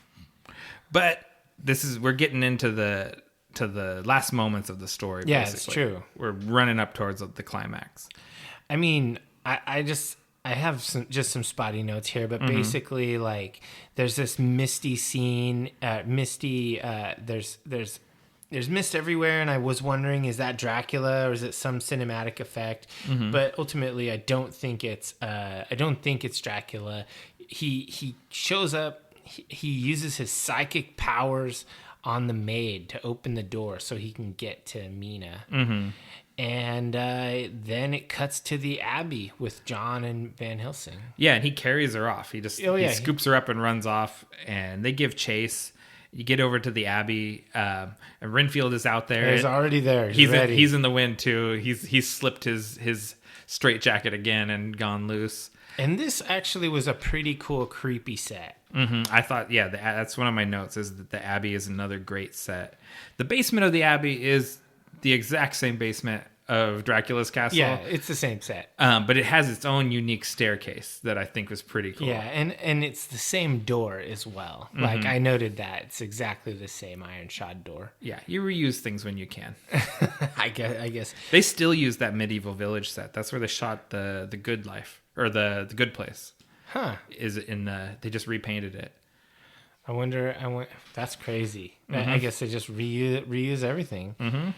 And so basically they're there, and like Renfield's there. It's super creepy. Mina's in a trance. She's walking down the stairs all in white. It's pretty good contrast on this dark set. This lady in a white dress. It looks pretty cool.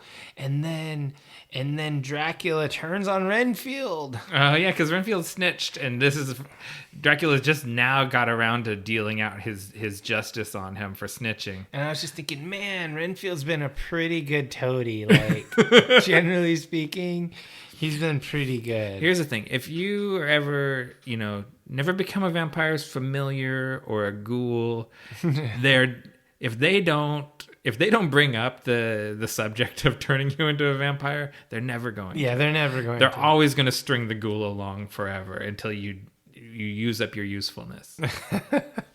I'll keep that in mind if I ever you're like, hold on, or familiar. We need a contract. Before we get going, I need a guarantee here. I want a timetable of when I'm going to be embraced and become a full vampire. Exactly. And so Dracula carries Mina into the crypt area, and John and Helsing follow, and they find the coffins. Yeah, and I love that the coffin has the shipping label on it. I think that's a really good attention to detail. Yeah, it's a nice little touch. Right at the very beginning, Renfield says, "I hope I brought enough shipping labels." And then when you see the box, it's got the shipping label. He brought them. He did his job as a lawyer or solicitor. Yeah. and so basically, like, this is it. This is the climax. They bust out the hammer, and he hammers it into Mina's chest, and she screams. No. Well, sort of.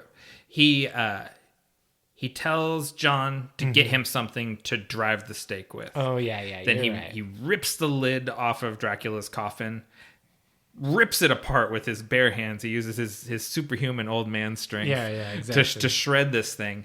Mina is sort of creeping in the background, being a vampire. Yeah. And John brings this iron bar over, and you don't actually see the stake go into Dracula. Yeah. But Mina acts it out like she's... Yeah. And I thought that was actually really good acting from her part, from Helen Chandler.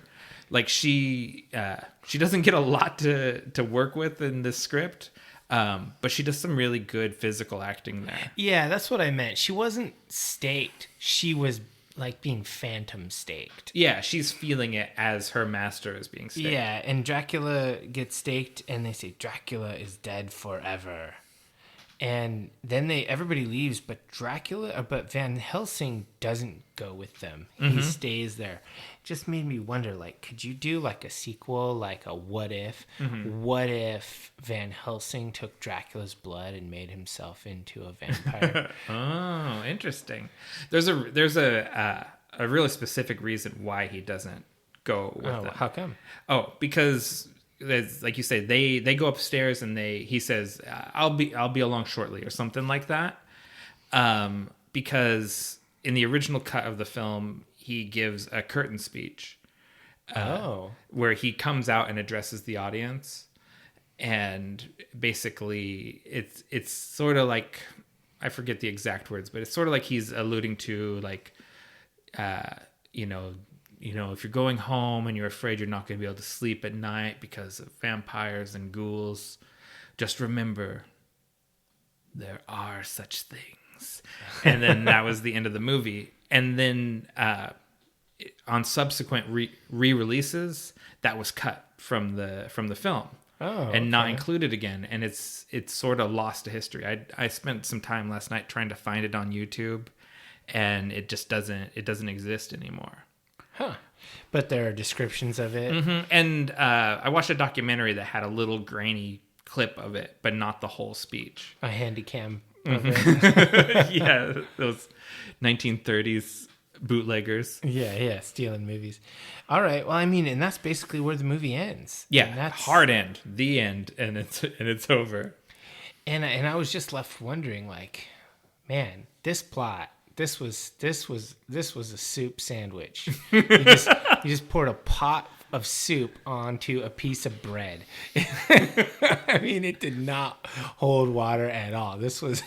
I wonder if you had read the book more recently, if you would still feel the same way. Do you think that a movie should require reading? No. But I think that when the movie adapts the book well, I don't know, it affects how I think of it. Okay. Because I think it does a really good job of containing all the major points of the book in a very short amount of time. Yeah. Do you think this was a faithful adaptation? It takes some pretty serious liberties, but it is overall surprisingly faithful, I think. Okay. So let's go to the 1958 version, which was originally recorded and released as Dracula, but they didn't want to have confusion, so they changed it to Horror of Dracula. Well, it was released in the UK as Dracula, but Universal was distributing this in America, and they didn't want confusion with their property, Dracula. So that's another way of saying the same thing you said. But in the UK, it did release under just Dracula. Okay. And I mean, it was quite a number of years later, you know, it's not a big deal. And the thing about this opening on this movie was that it, it's again, credits at the beginning. It's got a grim scene, grim music, like this horn section. Yeah, it's a really bleak scenery. It's a very bombastic score, I think. Yeah. Because you come in just to especially if you watch the two movies back to back, the way that I did, it really stands out because there was essentially no music in the first one. You hear that Swan Lake at the beginning, and then it's a very sparse audio track. But this one, James Bernard's score just comes in hard, just right out the gate. Yeah, and that's one thing that I really noted is the music just hits you, and then they cut right to a coffin, and it says Dracula, it's like etched in stone or something, and then blood starts dripping onto it, and it's super bright red. Yeah, was this a recolor? No, or is that the original? That's coloring? the original, and it's clearly like red paint. God, it looks so bad. It's like it's it's lighter in tone than Fire Engine Red. It could not pass for blood. No, and I don't think it's necessarily supposed to. It's just supposed to be shocking. An illusion of blood. Yeah, and this is something that Hammer's really known for. I watched this documentary on Hammer called Flesh and Blood, and Hammer movies are sexy and bloody. Like those are kind of like their two big hallmarks, because they're fairly low budget films. So would you call this a sexy movie for 1958? It's very very cleavagey. Okay. As the Hammer cycle went on, they start getting like actual nudity and stuff as you get into the 60s and 70s. Okay. But this is compared to the Dracula we just watched, it's much more provocative. Okay, I can definitely see that. And so then it kind of cuts to Harker's journey, right? And He's writing in his journal, and he's doing a voiceover. This is some tell don't show. And I thought because I had never seen this one before. Partially because, like I said, my mom was the one that introduced me to these movies, and she loved the Universal Studios movies, and she was pretty dismissive of the Hammer movies, like they're not as good. And so I never was really exposed to these, except when I've sought them out on my own later. Yeah. But so when you see the journal of Jonathan Harker, I was like, oh, this is going to be much more faithful to the book. Yeah. It's not, but in the sense that it opens up with Jonathan's journal, in that one regard, it is more faithful to the book. Yeah, I mean, and so straight up, this is not Renfield. This is Jonathan Harker, and it skips the entire village scene. Yeah. And they're not in Transylvania. No. We're in Germany, maybe? Yeah, it seems like they're in Germany, and they're only like a carriage ride away from wherever Jonathan lives. Right. It's a much more condensed map than what you 50 miles. Like it's not that far. And it's definitely weird because it's very German, you know, like and so that to me immediately stuck out to like, whoa, that's not classic Dracula. He's not a German vampire. No, and this is probably, I'd have to look into this, but this is probably the same castle they used for Curse of Frankenstein. Okay. Also with essentially the same cast, Christopher Lee and Peter Cushing and, all the same people. Hammer reuses the same people, the same sets, and takes bites from an apple that Universal Studios ate several years earlier. So this is kind of like the low budget retread company. Sort of. Yeah. Someone uncharitably, people would say that, but they have, they've cast quite a long shadow. Yeah, they have quite a following, I'm sure. And so basically it's like Harker has to walk the last bit to get to Dracula's castle, and it skips all those extra coach scenes that we were having in the beginning of the other one. And when he gets to the castle, it's way nicer and cleaner. Like, this is not a dilapidated castle. This is like a nice castle. Yeah, this is a castle that sees more guests, I think. Yeah, well, and it's being cleaned. It's like everything is well repaired. Someone lives there.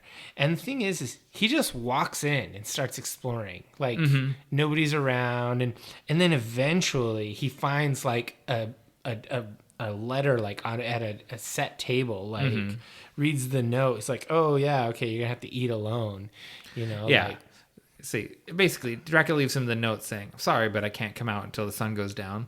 Yeah. But go ahead and have dinner and I'll see you soon. And he's hanging around in this castle, and he gets approached by this lady.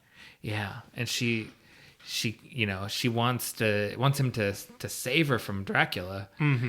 And he's pretty cold to her. Like, he's like, oh, well, what do you mean? Or what, like he's not like, we should get out of here. Yeah, he's sort of like, I'm not surprised. In a modern day where like we're pretty aware of like human trafficking being a thing and whatnot, I'm just thinking like he's really blasé towards a person who says they're being, held captive and whatnot. This is not okay.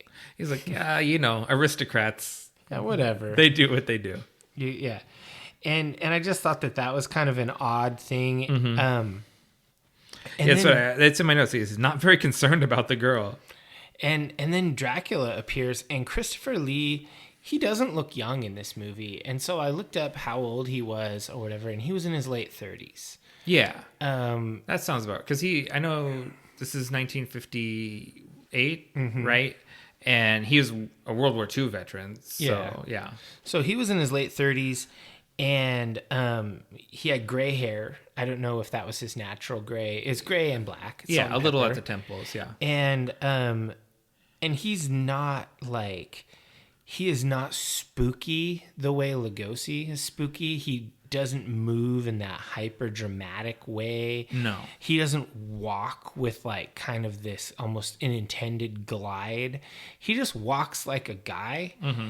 And the way he talks like a normal person. He doesn't have this deep voice with a strange accent, and he doesn't talk really slow like Bela Lugosi. He just kind of talks like a regular guy. He's very direct, right? He appears, he's at the top of the stairs, and he walks down the stairs very relaxed, and he's floating his cape, like he is using the cape for dramatic effect, but he just sort of he looks very relaxed as he comes down the stairs, walks right up and gets right up in Harker's bubble. And he's like, Count Dracula? He says, I am Dracula. and it's so casual the way he says it. It's not like Bela Lugosi, like, I am Dracula. Yeah. It's just like, I'm Dracula. He says it so the way chill. Like the way that your parents answered the telephone when you were a kid, when someone would call and ask for them, and they go, "This is he." Yeah, like he has this. It's like a very businessman's way of speaking, and it's. They make it really clear in this scene, basically, as he's escorting him up to his chambers, that Harker is a librarian who's been given a job to work in this castle. And it's very believable. It's very clear. This is a nice castle that seems like it would have employees.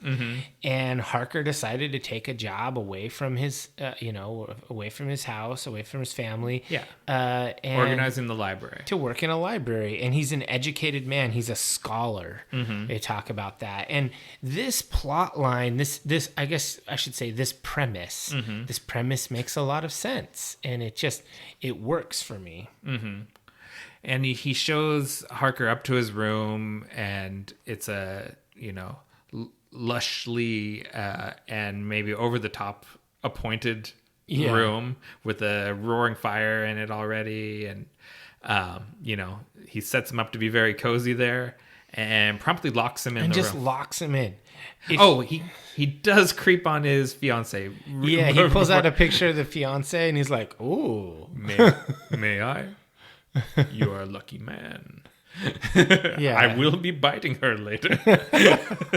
It's definitely creepy, and it just reminded me, like, if I took a job somewhere and I got to my room and then I was immediately locked in. Job's over. Like, I don't work here anymore, because that's not how it goes. I mean, come on, nobody's gonna just take that, right? Yeah, I thought it was pretty funny because they have it's like a weird little back and forth, because he takes him to the room, then he leaves, then he comes back and he's like, I thought you should have the key to the library, and when I'm away on business, you have your treat it like it's your house. Yeah, shuts the door and locks it. And it's like, well, you're talking out of both sides of your mouth there. And then it gets even weirder, because then Harker starts writing in his journal. Yeah. And he says that he's here to end this man's reign of terror. Yeah. And so that was the moment I was like, okay, so this is not going to be like the book then. Yeah. So Harker showed up as is he a vampire hunter? Like, or does he just showing up because this guy's a kidnapper. Like, he's not sure. We're not sure if this is just a bad dude or if he actually knows this is a vampire. Yeah. And is that so? Does he hop out the window immediately after that? Is that the? Yeah, I think so. Yeah. He writes down in his journal, "Dear diary, today I'm going to stop Dracula," and then he goes. He opens the window, climbs out. And so, if he knew he's going to end this man's reign of terror, if that was on the agenda the whole time, why was he so dismissive of the lady that said she was being held captive? Well, I don't know. Because he encounters her again really quickly here. Sure. Starting in on that second one. Yeah. So basically, like he then goes and he talks to the lady in the library, and the library, true to the premise, there's books all over the table. Like, it looks like it's partway reorganized right now. Like, Dracula started reorganizing his library and was like, "Fuck it. I'm going to pay someone to do this." But he's still a dick to her. He basically says, in a nutshell, I need a good reason to help you not be a prisoner. Yeah. I need a good reason. I just started working for this guy, and although I plan on ending his reign of terror... And he locked me in my room, so I know he's a kidnapper. You should be more sympathetic. Having been recently kidnapped by Dracula himself... He should be more sympathetic to her, but he still wants a little more proof. Yeah, he needs something. And it's worth saying he never stops looking at her boobs through the whole. That's true. Through the whole conversation, kind of a cleavagey thing. And his eyes are like down, down, over and over again. I don't know if that's an acting choice or just was natural. I don't know, but this is very different from the Brides of Dracula because she does try to feed on him. Yeah. And Dracula does intervene, but not as a bat.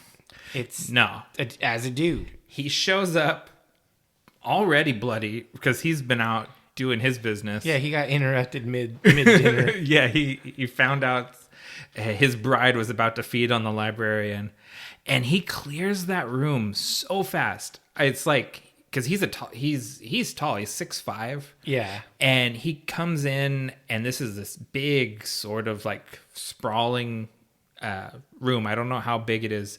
And he like clears it in like 6 strides maybe. Like, because he runs in, jumps onto the table, leaps off the table, and is right over there and like puts the smack down on this girl. Yeah. Like, and he just like scoops her up and just like whisks her away. Like it's quick. And Harker tries to intervene and he gets slapped down too. Like, Dracula is just like slap, just knocking them both around. Yeah. And the thing is, I guess it's worth saying, Christopher Lee just sort of physically seems a lot more powerful and imposing than Bela Lugosi. Yeah. Because not only is he bigger, he's a little thinner, but also Christopher Lee was a soldier. He was, he's in World War II, but he's also trained in like stage sword combat, and he's just a more physical dude. How much more dynamic he is it's very apparent. He's much faster, and there's no effects or anything. Yeah. He just there are combat scenes with Christopher Lee. There are no combat scenes with Bela Lugosi. No, Bela Lugosi he does the claw with his hand and then exerts his influence on people. Yeah, and Christopher Lee runs across the room in like 3 big steps and chokes you. Yeah, and I mean, obviously, we know he's a physical dude because of his lightsaber battle as Count Dooku. Like, he can move. Yeah. That was literally decades later. I was still shocked, though. Like, when he comes into the room, and after being used to how Bella moved and everything. Yeah, just sort of sauntering around. Very deliberate and stuff. The way he cleared that room so quick, I was not prepared for it, honestly. I was like, whoa, he's fast. So, I mean... And then John wakes up back in his room. Yeah, somebody brought him back up to his room. And, yeah, who knows what happens. And then there's more journal writing. Oh, but Oh yeah, John's been bit. Yeah. Yeah, he notices the bite, and this is something. The bite is described in the 31 movie. They talk about the white circles with the 2 red dots, but we see it multiple times in this movie. Yeah, they actually do makeup. So that's pretty cool. Because I think they're getting the most out of that Technicolor and showing that red blood, that paint red blood. Yeah, it's so bad. And I mean, then there's more journal writing, the ultimate of telling and not showing. And he's just sort of, he's hunting Dracula during the day. He wants to find his crypt. Yeah. And so he does. Yeah. I mean, it's probably in the basement, right? Like Yeah, that's where you do it. That's where you put a crypt. And he goes down there and he makes a real rookie move in vampire hunting, in my opinion. What's that? He stakes the girl first. Oh, God, yeah. I was just thinking that. Like, why didn't he go for Dracula? Yeah. Then she's a freebie, or she's free. Yeah. Yeah. He's really not concerned with lifting the curse. He is, true to the character as we've seen him. Every time he's interacted with her, he does not care about her freedom. He is a dick. Well, and then he stakes her, and she turns into an old woman. Yeah. Bet he felt like a jerk. I don't think he cared.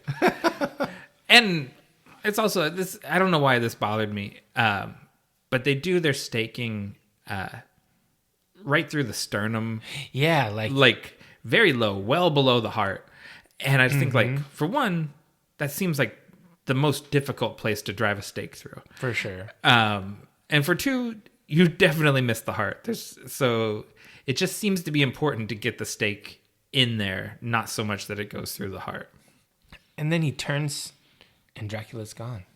Yeah, should have done Dracula first. Yeah, it's like, you took too long, bro. And then there he is. He's in the door. Yeah, and he looks pissed. Like, you get that first, like, wild-eyed Dracula Christopher Lee look with the red contacts in. Yeah, this is really, like, this kind of iconic. When you look up Christopher Lee Dracula, this is the picture you see. He just looks wild-eyed. His hair's disheveled. Yeah. Bela Lugosi's hair was never disheveled. Bela Lugosi, the closest he comes to losing his cool is when he slaps the mirror. Whack! And then he just looks. I can't believe you showed me a mirror. The look he had in his face is like, how dare you? I'm leaving, and I'll let him explain why. Yeah, no, Christopher Lee would choke you if you showed him a mirror. So then it cuts away, right? We don't get any resolution. It cuts to Van Helsing in town, and he's trying to find Harker. Yeah, Grand Moff Tarkin wanders into the Bavarian beer stube, and he's wearing a pimp coat. Is that the same actor as Tarkin? Uh-huh. Okay, because I was like, man, that guy looks so familiar. But seriously, that outfit is so dope. Yeah. Like, I love he has, like, the mink fur collar. Yeah. What kind of hat was that? Because that was cool. That's a Hamburg, I believe it's called. Okay, because I looked at that hat and I was like, I kind of want that hat in black. I had the same thought. Honestly, I have a bowler hat. I had a haberdashery phase, but There's nothing wrong with that. I never bought a Hamburg, and seeing Peter Cushing rocking the Hamburg with the full length overcoat with the fur collar, and I'm like, that's a pretty cool hat. Yeah, that Hamburg, that was awesome. Like, I instantly thought, I want that hat. I'm gonna ask Nick what that was. I think it's also funny. Young Peter Cushing still looks old. Yeah, that's true. He's got that super angular face. Like, he never didn't look like, I guess, severe is the word I'm looking for. That was what I was gonna say too. He's a very severe face, very high cheekbones. Christopher Lee is also super severe. Mm-hmm. That's why they're such a good pair with each other. Yeah. And so he's like looking around Klausberg, because they're definitely in Germany. They're not in Transylvania. Might be Switzerland. And yeah, that's true. And then the serving maid, who is she's not very obedient. Yeah. She does not do what she's told. The innkeeper does not want any vampire trouble and doesn't want anything to do with vampire hunters. Yeah, but she doesn't care, and she slips Van Helsing the journal, Harker's journal, that she found down at the crossroads. Yeah, because very handy. Before he went down into the crypt, he stashed his journal in like a roadside shrine. Yeah. Right. There was like a Virgin Mary and some stuff, some superstitious stuff. That he knew Dracula wouldn't go near. Yeah. And he knew that other people would find it. It's like, just in case I die, I'm going to leave my diary where someone will find it. And she'd clearly read it. She knew some bad stuff was going down. Well, these people are playing dumb. They're not the helpful villagers from the first movie who want to keep you away from the castle. Dicks. These people are like, if you go there, so long, and I don't want anything to do with you. Yeah. And I got to say, this far into the movie, which we're still, in the first third, it's way more coherent. You can follow this. It makes sense. Yeah. Okay. I have to give you that. And so Van Helsing goes to Castle Dracula, and as he's going there, this carriage hearse races out, and it has this crazy white coffin in it, and you can see it. Probably don't need to pay attention to that, right? That's not going to come back up. Yeah, definitely no big deal. And Van Helsing just watches it go away. He's like, because we know Van Helsing, educated vampire hunter. He knows all about vampires. He's like, out of Dracula's castle is a hearse with a coffin racing away. NBD. Yeah, I'm going to go in. I'm going to go check it out. No one's home. And yeah, I wonder why no one's home. I wonder who that was leaving. He doesn't put two and two together. It's a little bit cheesy. But again, he goes in and he just starts looking around, just rampantly trespassing, just like Harker did. No big deal. I was kind of struck because we cut back to after he finds there's no one in the castle. Are we still in Germany? Where are we? Everyone's English wherever we go. Yeah, everyone is English. But everything has German names. Yeah.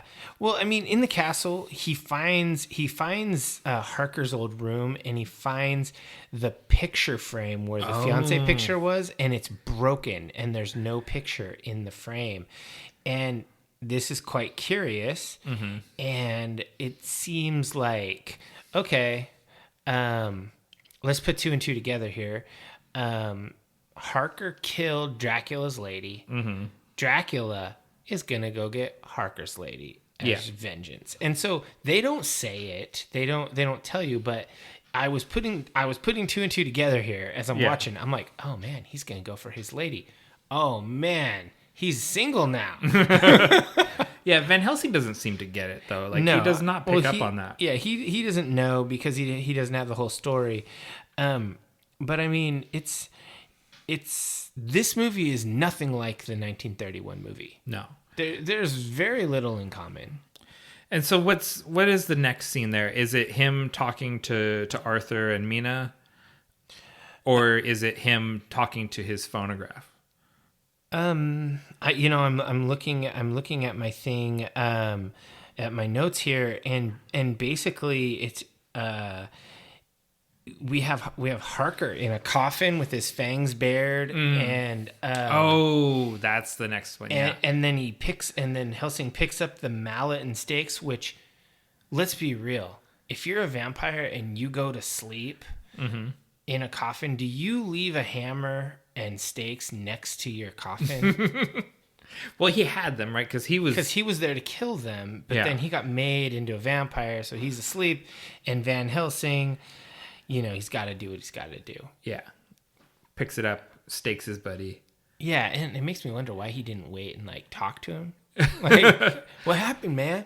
You can't risk it. You don't know how vampy they're gonna be. Yeah, I guess. Yeah, and so that's when it flips back to wherever they were, England, whatever the hometown is that we know is roughly a day's carriage ride from Klausburg. And Van Helsing is making excuses for Harker, why he's not there. It's like, I gave you the death certificate. He's like, that you signed. Where's the body? It was cremated. On whose authority? His own. He told me as his friend. Yeah. Yeah, and it's like, his lady Lucy is sick in bed, and so Lucy has a way bigger role in this one than she did in the 31. It's not even really the same Lucy.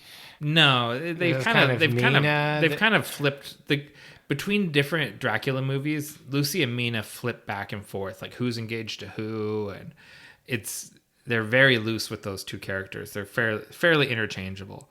They're loosey-goosey. They're loosey-goosey, yeah. Did you recognize the guy playing Arthur, Michael Gough? No, I did not. That's Alfred from the Batman movies. Oh, wow. That's crazy. I guess he's been around the book. Yeah, he's been around the block. That's crazy. And so I'm just thinking to myself at this point in the movie, this is not the straight-up linear plot of the 1931 movie. Because... there's a lot more mystery going on. Yeah, and you see Lucy, and she's got a cross on her neck, and she's popped out of bed after she's left alone, and then she takes off the cross, and then it shows that she has bites on her neck, and that makes me wonder, so she's still alive, so she can wear the cross. Yeah, it wasn't touching her skin. Right. He hasn't turned her all the way yet. He's still he's in the keeping her like a cow. A lot of things have happened off screen. Yeah. Dracula moved to London, Germany. Right. And he already tracked down Lucy, and he already started feeding on her. That's why she's anemic in bed and being seen by the doctor. All in the time that it took Van Helsing to get back and tell everyone that Harker was dead. Well, yeah. So he had to... Because he had to cremate him. It took a minute. He had to do a cremation. He had to forge a death certificate. Well, it's not a forgery. Because he's an actual doctor. And he knows he's dead because he killed him. Cause of death? Me. Exactly. Yeah. So he took his time getting back, and Dracula set up shop, basically. Yeah. Yeah. So this was didn't tell us weeks later. This is it's a time jump, and you have to put two and two together. Because at first you're thinking oh, he just got back, and where's Dracula? And then when you see the bite marks on her neck, you're like, oh shit, he's already on. Yeah, he's already been here. And and this is kind of another version. There's a bit of an homage. This is one of the only places where it does sort of homage the 31 movie, because you have Lucy go to the window and kind of open the door for Dracula the way that she did in the 31. And then when Christopher Lee shows up, he has the bar of light across his eyes. This one time. And I liked that scene. But the difference is she goes and lays down on the bed in the sort of come and get it. Yeah. And he goes and gets it. And they show it. He goes all the way and gets into bed with her. And it's very still very tame by our standards. Sure, yeah. But she lays down on the bed and all the way to one side so that there's room for a second person in the bed, and then looks at the spot if only someone would come in my window and get in bed with me. And so this is happening, and then there's kind of a cutscene over to Van Helsing, and he's listening to, I don't know, are those wax cylinders? Wax cylinders, he's listening to Vampire Hunting 101 on wax cylinder. Yeah. Which he probably checked out from his public library. No, he and it's ridiculous. It's talking about how to kill vampires, how to take care of them. It's him. It's his own notes. It's his own lectures. Yeah. So he's checking his notes against himself, because he's got a little notebook and he's listening to a wax cylinder of himself talking, and he's sort of... Is that narcissism? I don't know. It's straight from the book. Okay. Because I had in my notes that recording your own dictation on wax cylinders is pretty extra. Yeah. But that's what they do in the book. So I think... We could do that here. We've got the technology. Oh my God. We should record this podcast on wax cylinders. Man, how would we distribute it? It doesn't matter. We'll just bury one in a graveyard somewhere. It'd be the most that's cult collector's item. That's a Patreon bonus. It's called the Dracula tier. Yeah. You get custom wax cylinders of every episode. I think it would take at least a dozen cylinders to do a 2-hour episode. Oh man, in 2 hours, that's generous. So he's listening to himself and he's talking, it's like he describes in detail. He's like, the people die from being fed on, they run out of blood, and when they have no more blood, then they're a vampire. That's how he describes it, just step by step. He never talks about opening the vein. Oh, that's true. And making them a vampire that way.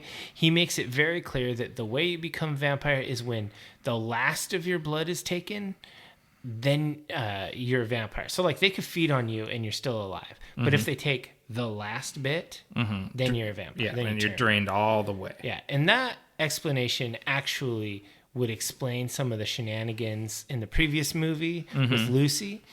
I don't know. It just seems it's a different method than the previous. It is sort of handy. He lays out a bunch of rules for us. Yeah, so we kind of know the game that's being played. Usually, because vampire mythology is pretty variable in different things, it's useful to know the rules. Like when the Frog Brothers and Lost Boys tell you what to do, you gotta have that. And so these plots are just nothing alike between the new movies at this point. Yeah. And we cut over to the doctor, a different doctor. Yeah, Dr. Seward. And he's telling the family that she's anemic. And Van Helsing is like, perks up. He's like, what? He like sits up straight. Anemia? I was just going over my notes. That's a sign. Yeah. And it's, because Van Helsing, because Mina goes to get a second opinion. From Van Helsing, yeah. And so he goes and he quickly reveals that there's bite marks on her neck. Yeah, and he's like, all right, we've got a vampire problem. We're going to hang up garlic everywhere, crosses. It's interesting how they call it a garlic flower. Well, because it's not the garlic bulb. It's not the cloves. Yeah, just it's the flower. The part that comes up out of the ground. Okay, that's just different from a lot of movies that I've seen where they use the actual garlic bulbs. Yeah, that is how it is in the book too. It's the garlic flower that you have to use. And those do smell like garlic like crazy. Do they really? Yeah. Yeah, I don't know that I've ever really seen a garlic flower. Yeah, I had like a great aunt that gardened. Okay. So they vamp proof the room. But Mina, who's partway down the road to being a vampire already, she's not feeling it. No, and she begs. She presses Gerda, the housekeeper. Poor Gerda. Oh man, she feels horrible. She presses Gerda to take away the garlic flowers and open up the window. And she's a lower class, working class English lady in a German castle. She has to do what she's told, and so she acquiesces, and Dracula finishes the job. Yeah, and so this she gets fed on one last time. She dies, and then like. I don't know. Mr. Holmwood is telling Van Helsing to fuck off. Like there's like cuts, back and forth. Basically, like Van Helsing's trying to get Holmwood to help him do the like there's some shit going down, and he's like, no. He's like, ever since you've brought us nothing but trouble. You came and told me my buddy who's marrying my sister is dead, and now my sister is dead. And somehow this is all your fault. Yeah. But Gerda confesses that she broke the doctor's wishes and took the garlic away. But Arthur doesn't really care. And opens the window or opens the door or whatever. And so this is after Lucy's dead. And then just to add a little bit of and then Van Helsing, just to convince Holmwood, he gives him Jonathan Harker's diary to be like, read this yourself. After you read this, then you'll understand what I'm doing here. And then it has the scene where this cop shows up with this little girl. And the little girl is like, it's kind of a roundabout story, but Aunt Lucy came and took her for a walk. But we know Lucy's dead. Yeah. Dun, dun, dun. So the girl is obviously delusional. Yeah, for sure. And then basically it seems like Mr. Holmwood is convinced because to him, he's exploring a graveyard in the middle of the night, and he's looking around. You find in the crypt and whatnot, and there's like an empty coffin, but it has a neck pillow in it. I did notice that too. I was just like, seriously? Yeah.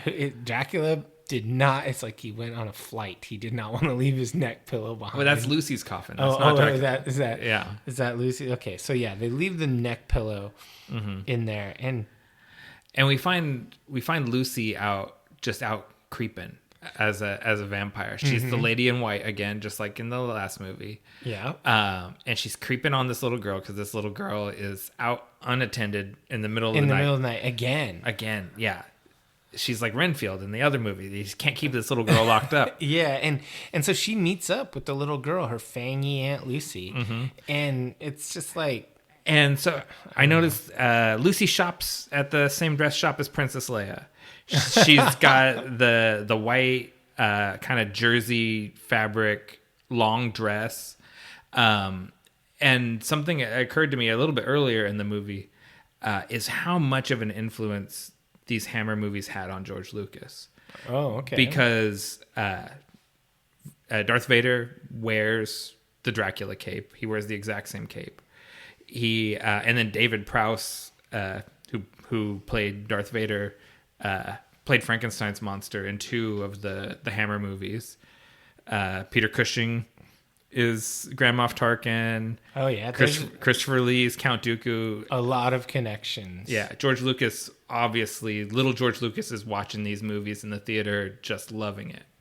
I'm loving it too. I mean, honestly, I think this section here after Lucy dies, this is its convoluted middle section. Yeah. It has its own convoluted middle section, but I will say it was much easier to follow. And so they're like, they cut back to Homewood and he's creeping in the cemetery again. And then Lucy and the girl, Tanya, they show up and it's just like a weird confrontation. Well, yeah, Lucy's going to put the bite on her brother. Yeah. She's like, Arthur, dear brother, come here. Let me kiss you. Yeah. And Van Helsing, who's also hanging out in the cemetery, just creeping, whips the cross out. Burns her face. What a dick. He's showing off. He's at this point, lest you thought she was just not a fan of crosses, let me put a point on this and show you that she's a vampire. He ruined that pretty face. Yeah. Well, temporarily. So and she runs off into the crypt. Yeah. She runs in and he just lets her go. Yeah, and he goes over to the little girl and bundles her up in his pimp coat and tells her that she looks just like a teddy bear now. And just gives her the big old cross. Yeah, he gives her this giant cross and he's like, "You just sit here. Your uncle and I are gonna go over here and re-kill your Aunt Lucy. We're gonna murder some folk." And the thing is it's like, he should have kept that cross. Like, I would have wanted to keep that cross before going into the crypt. Yeah, but he wants to protect the little girl. Vampires in there. That's true. He seems to have a limitless supply of crosses. That's true. I mean, like, he went to the Mexican grocery store and he cleaned out all of the rosaries there. I guess if you're a vampire hunter, you just make sure there's one in every pocket. Yeah, because every time he pulls out a cross, it's a different one. That's true. I mean, they're mostly silver though. Mm-hmm. Yeah, they're not. It's not gold crosses. Yeah, they're not. Well, they're not wood either. Yeah, that's true. You should have a wood one that's sharp on the bottom. Dual purpose. So he goes with Arthur back into the crypt. Mm-hmm. Lucy's laid out in the grave. And does he ask Arthur if he wants to do it, or does he just take over and stake her? Yeah, it seems like Arthur they debate killing her, and then Arthur wants her to live. No, that's Van Helsing wants to use her to not stake her now, and wants to use her as bait to follow her back to Dracula. But Arthur, soft-hearted, doesn't want his sister vamping around at night, and he wants an end put to it. Mm-hmm. Although he doesn't want to do the deed himself, understandably. Yeah. And so Van Helsing again through the sternum, the hardest place to drive a stake. For sure. But he just likes to get him there. That's his spot. And so it cuts back to Homewood's house, and they talk about the diary. And one thing that stuck out to me is they're just casually smoking in the house. I was just like, ugh, gross.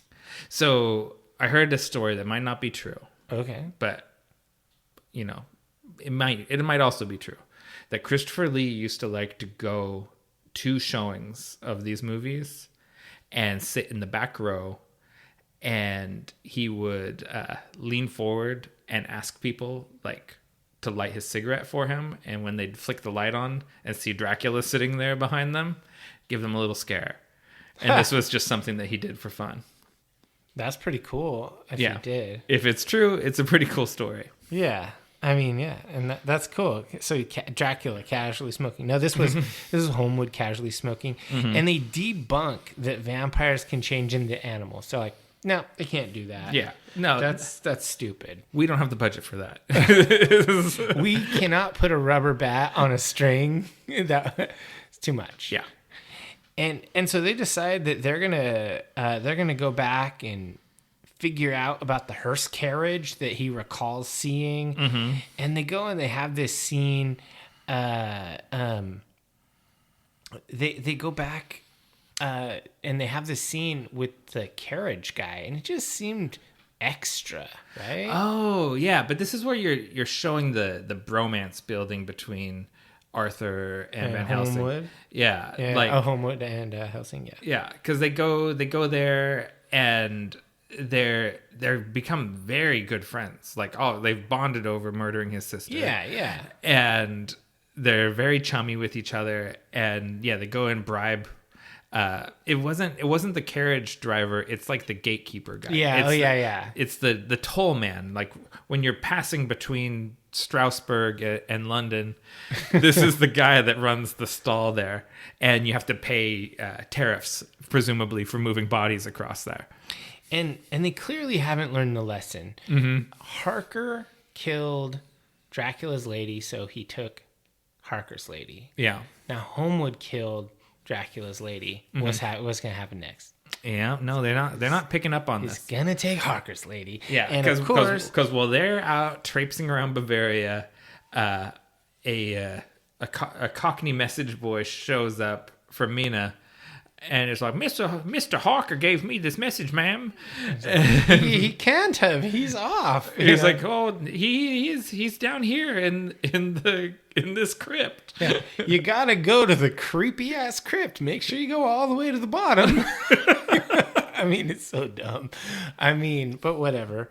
And so Mrs. Homewood, she gets lured to this dump, and it's got this beautiful white coffin in it. Yeah. And then next thing you know, Mrs. Homewood shows back up in her manor, but she's wearing this high-necked thing that covers like a scarf around her neck. You can't see the neck.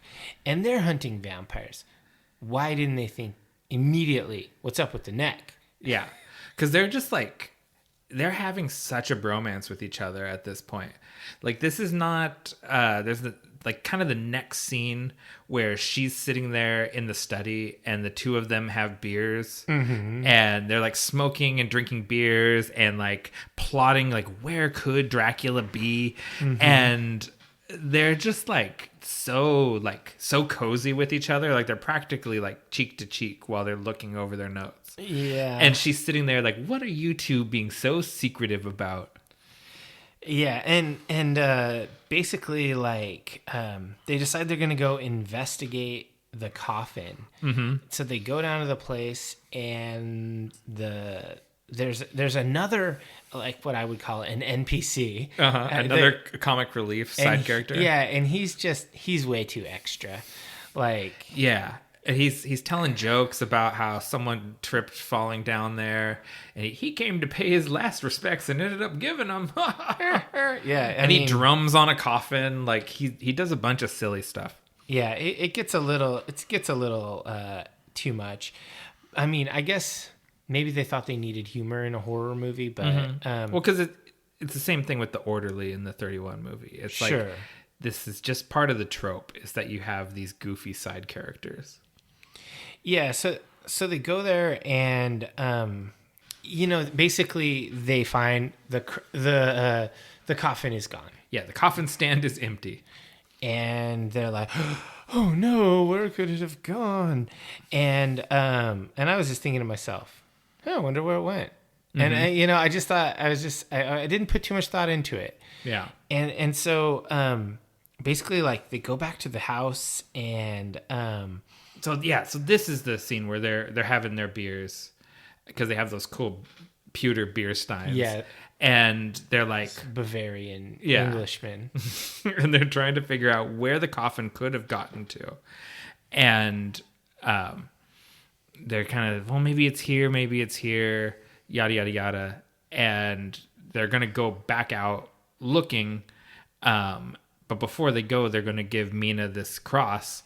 Yeah. And it burns her hand and she falls down and faints. And then the jig is up. Yeah. They're like, oh, Dracula's been feeding on her now while we were out.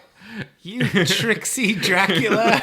You sneaked in and got the lady. Yeah. And so they hatch this scheme where they'll take her up to the room and both of them will go out. One in the front of the house and one in the back of the house. And they'll watch the windows and then they'll know when Dracula gets in the house.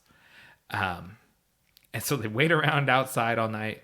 And there's like a wolf howling, and you know that's no big deal. And there's a scary owl, like on the beer can. Yeah. And but they stay out there all night, and Dracula never shows up. And they're pretty convinced, like they're like, what's the deal? Dracula never came. And then Gerda screams, "Ma'am she's dead." And they run upstairs, and there she is. Just about all the way drained, laying on the bed. Yeah. And it just was crazy to me that they waited outside all night long and never thought to check on her once. What the hell? Well, they were 100% sure he would come in through one of those windows. Yeah. I mean, never mind that just watching the windows, they wouldn't have time to get in the house and get up there and do anything before... if he flew in the window, they still have to like run inside the house. Well, they don't know how fast he is. They don't know that I guess that's true. Christopher Lee we're talking about. This is not a Bela Lugosi situation. They haven't really engaged with him at all. Neither of them have, right? No. Like they've never had a scene together with him at this point. And so then we're like, we've got Mina's getting she's getting a blood transfusion, mm-hmm. and they're trying to pump her up so she doesn't die or whatever. Mm-hmm. And then just out of the blue, they're like, go get us that bottle of wine, and she's like, Madam told me on no account must I go to the cellar, and they're like, what? Yes. So I thought there's a few things going on here. The fact that you recommend someone drink wine after a blood transfusion, I thought was hilarious. Yeah. But I've been told that was actually the standard Victorian practice, that's how you got your fluids back up, was drinking wine. Okay. So that's really what doctors recommended. They also don't seem to, because this happens a lot in the book where they give Lucy blood transfusions, and they don't seem to care at all about blood type. Like that's not a thing. It's about just putting as much blood in as you can. Maximum blood in. We want to get they want to give Dracula a feast. But yes, so Gerda comes in and she doesn't want to disobey Ma'am because she told her not to go into the basement. She'd already disobeyed once, and that got Lucy killed. Yeah, and Van Helsing has that aha moment. And this is my favorite sequence of the film. I guess I should have probably saved it for what worked and what didn't work. Sure. But I just love this whole thing so much. Van Helsing, he's like, what? Dracula's been in this house the whole time. He runs downstairs, like flies down the stairs, opens the lid of the coffin. Dracula's not in it. He throws a big cross down in the coffin so Dracula can't get back into it. And he's like, fuck you. Now. Dracula bursts into the room, hisses at him like a cat, shuts the door and locks it, runs off. Van Helsing runs up the stairs. He's trying to get out. Arthur opens the door. And then they hear Mina scream upstairs.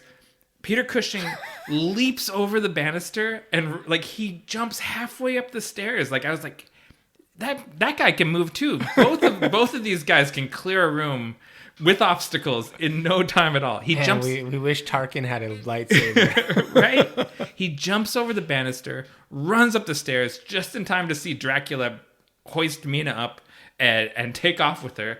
And then he starts interrogating Gerda, because she's hysterical. Yeah. And he slaps her so hard it sounds like a whip crack because she can't get her thoughts together. And he just goes whack and slaps her, and then she's immediately cogent. So I wrote that in my note. I was like, okay, note to self: if someone is being incomprehensible, slap the shit out of them.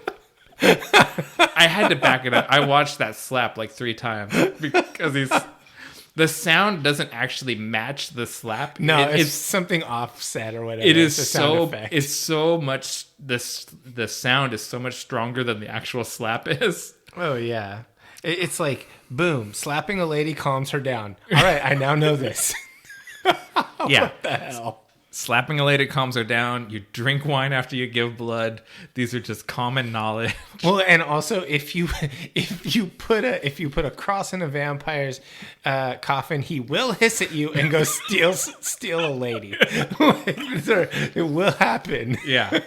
And then they get in a carriage chase with Dracula. Yeah. Which is awesome. They have like the same carriage. Like both of them look exactly the same.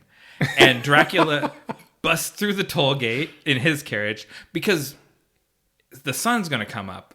And, he's got to get home. His box is blocked to him, right? So he has to get all the way back. Because he has to get back to his native soil. Right. And so he busts through the toll gate. The toll man puts out an idiot. He puts out another one.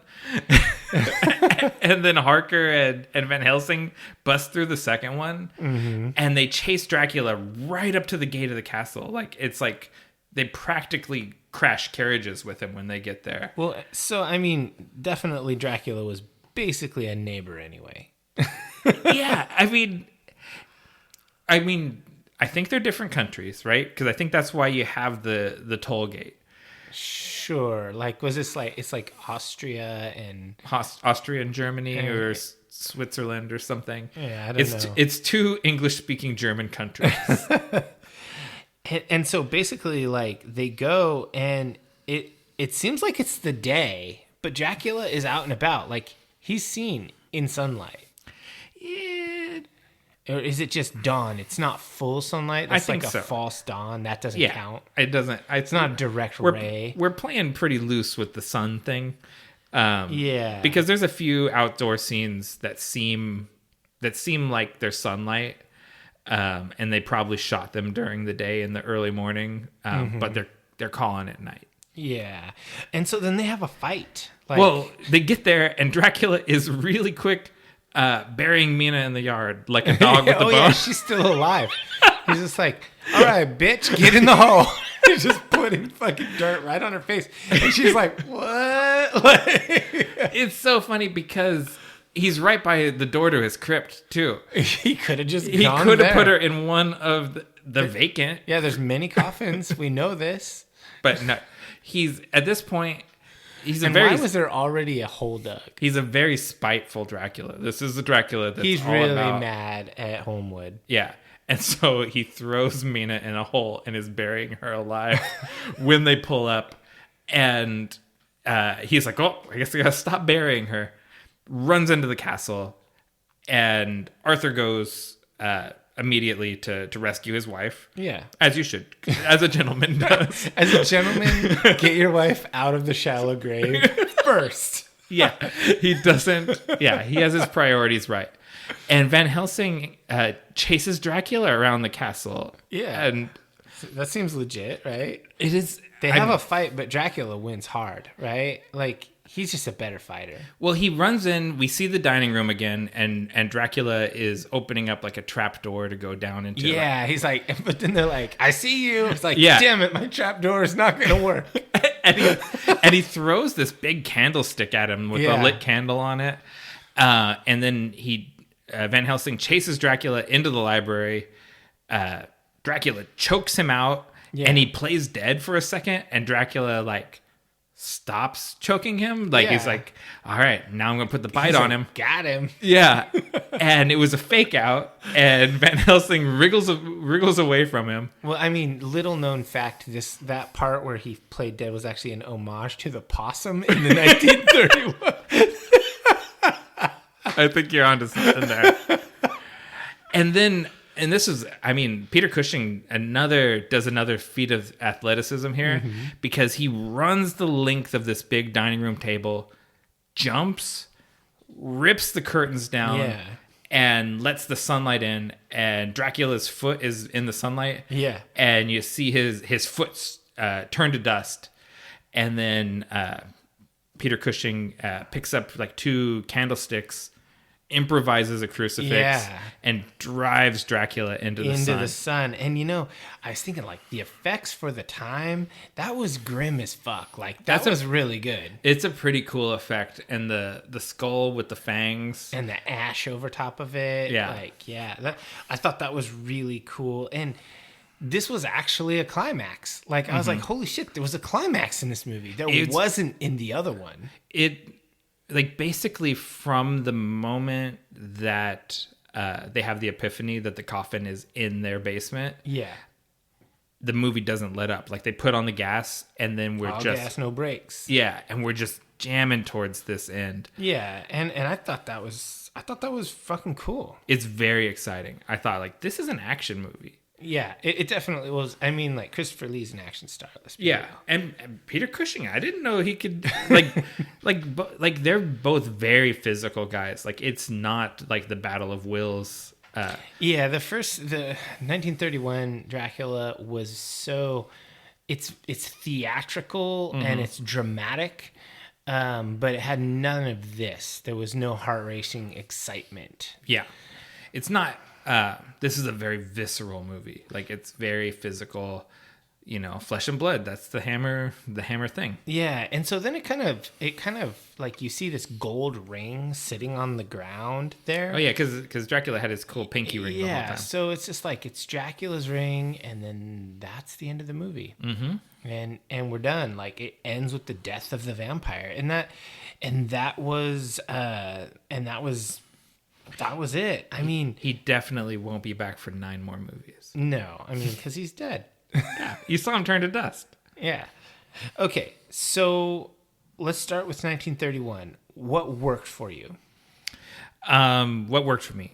The sets were the first thing that really worked for me. And Bela Lugosi works like crazy for me. That was actually, that's my what worked for you was Dracula himself. Mm-hmm. I thought that Bela Lugosi was just a superb Dracula. Yeah, and but also Renfield and Edward Van Sloan as Van Helsing. Mm-hmm. Like, those 3 people, I think, it's overacting by our modern standards, but I love all those performances. I thought Renfield was a really good value add. Mm-hmm. Was he in the book? Yes. Okay.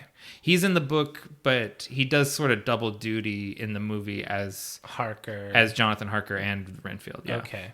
So yeah, I mean, so I guess I asked myself what worked for me. It was Dracula, and Dracula and Renfield. I thought in the 1931 version, they were really, really good.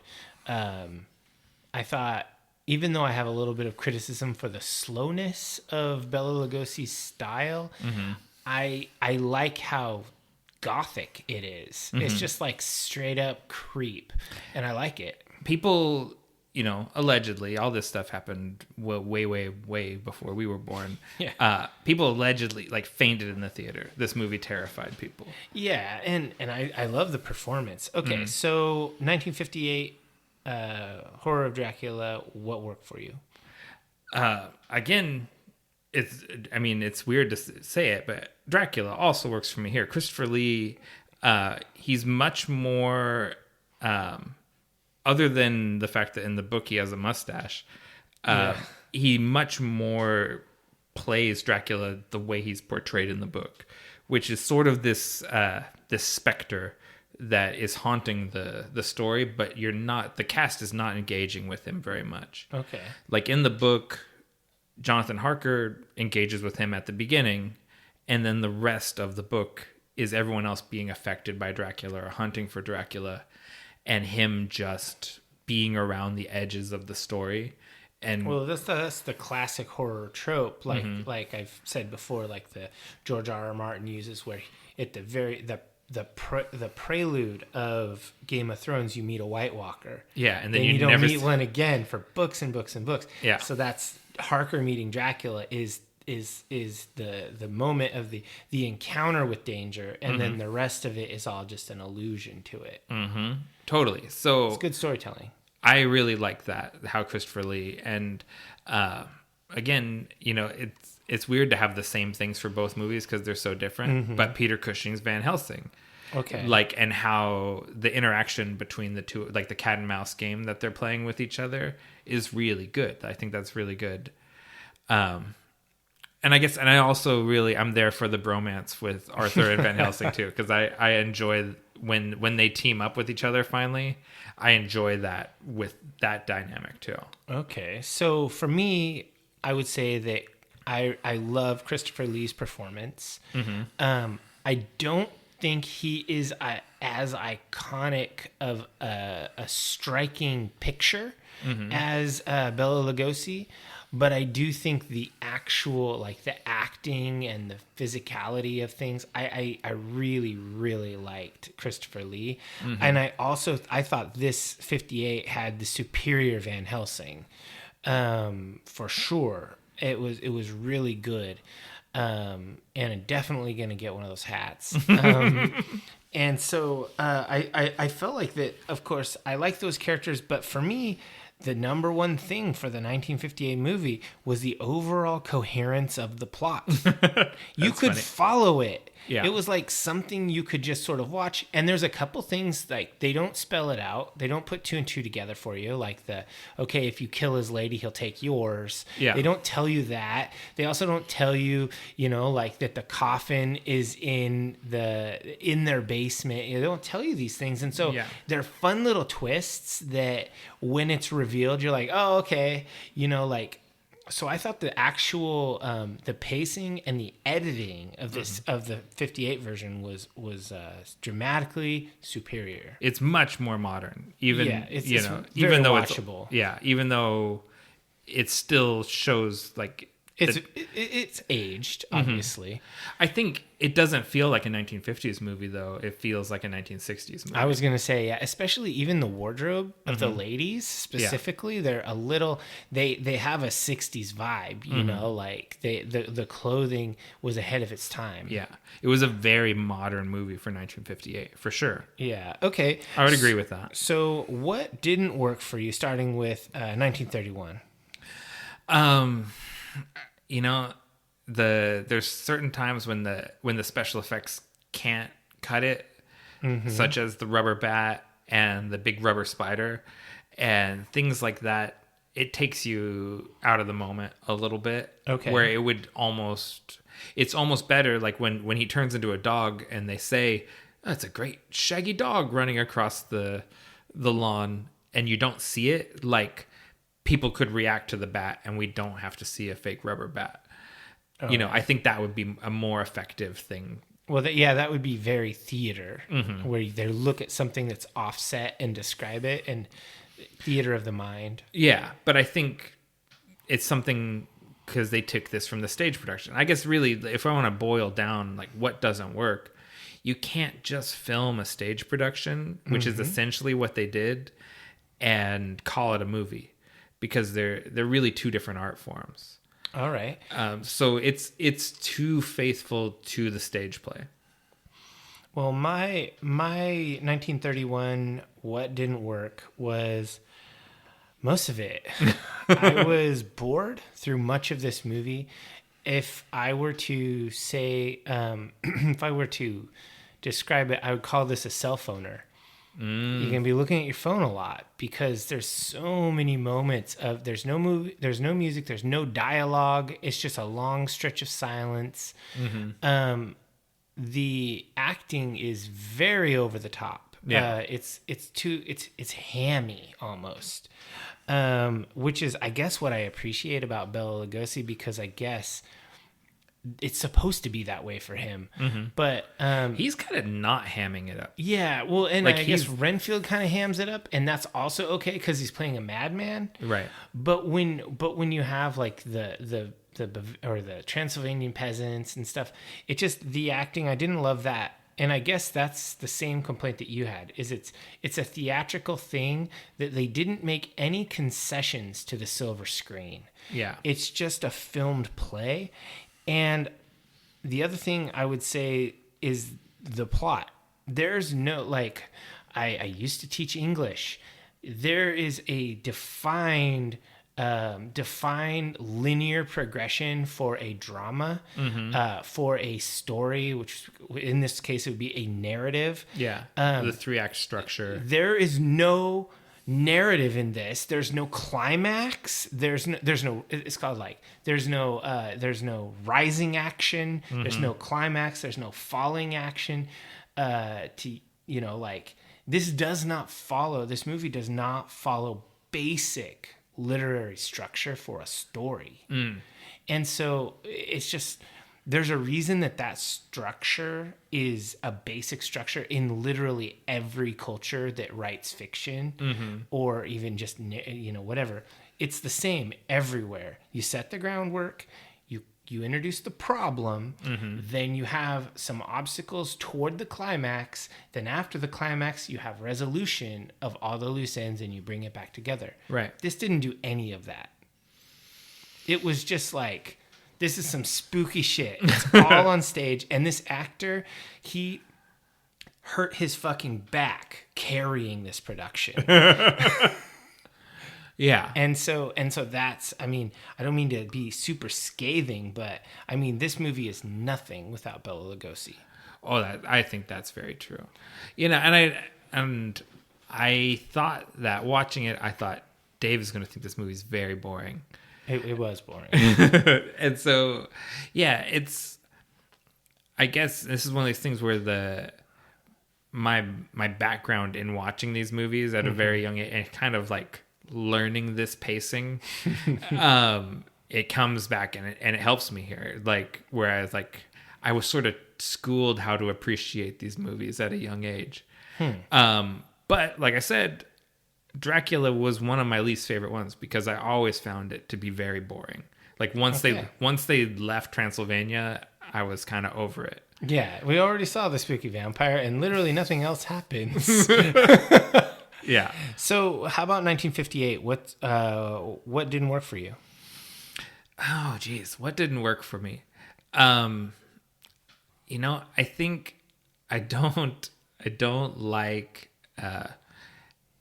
how the female characters are a commodity in the movie. They're extras. They're extras. Real. Yeah. Like in the book, Mina especially, but also Lucy are main players in the book. Huh. Like I'm not sure from reading the book that Bram Stoker ever spoke to a woman, a real one, but I can tell he likes them a lot and thinks they're pretty neat. That's like reading a David Eddings book. I don't think he's ever talked to a woman. It's because sometimes they say things like that, especially when it's the two women talking to each other, and they're like, "Oh, what did we ever do to deserve men? They're so wonderful." And I think, oh yeah, that is not how women talk about men when they're not around. Yeah. Oh man, that's so bad. Yeah, but anyways, like I think Mina and Lucy get real Could you short shrift. imagine Bo-Katan saying that with like the other Night Owl lady? Aren't we lucky that men are so heroic? How about that Din Djarin? He's so dreamy. He is. If he asked me to marry him, I'd say yes. Yeah, those female characters in that movie were extras. That's sad. And I think that's too bad because I think, even from the book, it's a downgrade from how they're portrayed. Well, and clearly the moments that they had, those actresses did a great job. Mm-hmm. They just weren't given a script. Yeah. And so you can't really criticize them too much. Totally. So for me, the thing that the flaw that really was kind of glaring to me was the actual look of the movie. It looked like that Technicolor was just over the top, like the overly red blood. Christopher Lee's lips were too red, like the saturation of color doesn't look natural. It doesn't look like it was filmed in color. It looks like it was filmed in black and white and colorized. Yeah. It doesn't look right. And I think that, I mean, that is just a product of the technology of the time. And I can't really fault the filmmakers for that, because they were using the best that they had. But this would have been better in black and white. Interesting. Because all the performances were great. It's just some of the scenes looked hokey as shit. Yeah, I think the imperfections in that kind of color, some of the imperfections or the low quality improvised nature of the set looks, it looks as cheap as it is. Yeah, it looks exactly like what it is, like a rubber bat on a string. Wrong movie, but yeah, same idea. Yeah, all right. I can see that. But to be fair to them, that description of his very red lips and his bloodshot eyes, and that he has blood like trailing down his chin, that's straight from the book. Okay, they say that multiple times. They remark, anyone that sees him remarks on how red his lips are. That's an interesting choice for the author. The other thing that was conspicuously missing was Renfield, because I felt like the performance was so good in Dracula that I didn't like that he was cut. I did like the character of Harker going there and exploring. I don't know if they were just trying to slim it down, make it faster, make it leaner. Yeah, that's part of what Hammer's known for, is like boiling it down, combining as many characters as you can. Like if you can take, two characters and make them into one character, that's better. Yeah, I mean, I think it was good. Those are minor complaints, the coloration and the writing choices. So let's go with final thoughts on the 1931 Dracula. How many stars do you give it? Wow, it's weird because I'm going to stick with the rating I had planned, even though you've sort of talked me down a little bit. And I was going to go 3.75.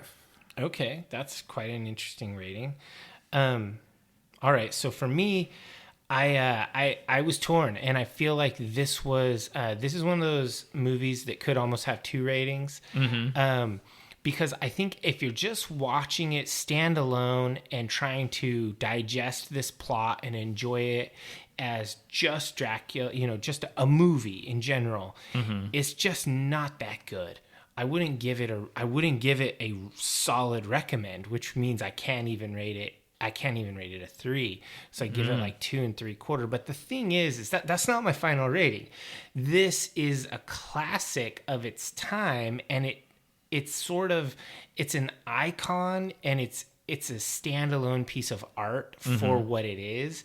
And I think that Bela Lugosi's performance alone is worth the price of admission. And so I'm going to give it a 3.5, which is my solid recommend. And that's qualified. It's a 1931 movie that is like a play on film. If you're up for it, go for it. But also don't expect this to be a 2021 3.5, which is going to be a blockbuster that I thought was mediocre. Right. So this is a qualified 3.5, but it is what it is. Yeah, honestly, if I was going to show someone who's not seen any of these movies a Universal Studios monster movie, it's Bride of Frankenstein. It's not Dracula. Sure. It's I've never seen that one. Oh, that you'll like that one more. I feel confident saying that. So I gave it 3.5. You gave it 3 3/4, and it looks like IMDb has it at 7.5 out of 10. Rotten Tomatoes has it at a 92%, and I think that's just it's an icon of a movie. It's gonna get a lot of love. Metacritic has it at 71. So I think Metacritic and IMDb are closer to what we have it at. Yeah, I think we're in that same ballpark. Yeah, I think Rotten Tomatoes is just giving it extra love. there's certain movies that I think people even just rate them without having actually watched them. Oh, yeah. Bela Lugosi's Dracula? Classic. 10. Yeah. Give it a 10. Because who wants to be the guy justifying a 3.5? I guess that's me. But I sat and watched the fucking thing and took a lot of notes. So I have a reason. Okay, so 1958, Horror of Dracula. What's your rating? I was 3.5 on this one. Okay. How dare you? I knew you'd say that. Because it just, I really enjoyed it. I thought it was really fun, and it gave me a piece of the Star Wars puzzle that I didn't have previously. And it's like, I'm always like looking in what made Star Wars, because it's such an homage to so many different things.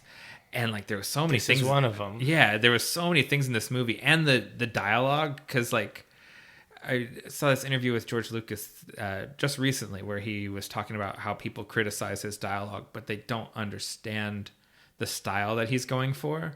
I understand it a lot more now. What kind of dialogue he writes? Yeah, he's going for the hammer style. Okay, so I gave it a straight up 3 3/4. I could have given it a 4. I really thought about it because I love Christopher Lee so much. But this is what I would say is an unqualified 3 3/4. It's better than a you should watch this. It's a you should really watch this. It's great. You're gonna like this a lot more than you like the 1931 Dracula. Just watching it front to back. If you don't have any history with any of these old movies, and I don't, this was the more enjoyable version. If I was gonna give it extra points for being iconic or having Christopher Lee being so amazing, it could have been in 4 1/4. But I just think just standalone as an enjoyable vampire movie, it's 3 3/4. So we're really close here, and we're exactly reversed, which is what I expected. Yeah. So then that means I already know the answer to this question. Oh, which one I like better? Not which movie. Oh, okay. But who is the GOAT of Dracula? Oh, you can't ask me that. I didn't give you the Metacritic and all of that on. Okay. So anyway, it's almost identical to the last one. It's 7.3, 90, and actually, there's no Metacritic on this one. So we went to Empire Films. They only gave it a 3 stars. Yeah. So at the time when it was released, it was pretty critically savaged. Yeah. Like because the 31 was considered an untouchable film. Sure. And they dare to make Dracula. Well, and hammer the trash movies. Yeah. No. Okay. So for who is the GOAT? That the thing is Dracula is Bela Lugosi. Yeah. You can't. I love Christopher Lee, but the thing is that he can be anything. He's an amazing actor, and he can make any role his own. He's Count Dooku. He can do anything. Saruman the White. Yeah, he is an amazing actor. He's my favorite actor, but this role is Bela Lugosi's role. Yeah, I feel the same way, but I feel guilty about it because Christopher Lee played it 10 times over Bela Lugosi's twice. It's true, but no matter who takes over Iron Man, it's Robert Downey Jr.'s. But Robert Downey Jr. played him like 10 times. That's true. I don't know who else to consider this for. Like, if a person just owns a role because they make their own persona into the role, it's really tough. It is what it is when the actor is the thing, and it's like, could someone else play Dominic Toretto?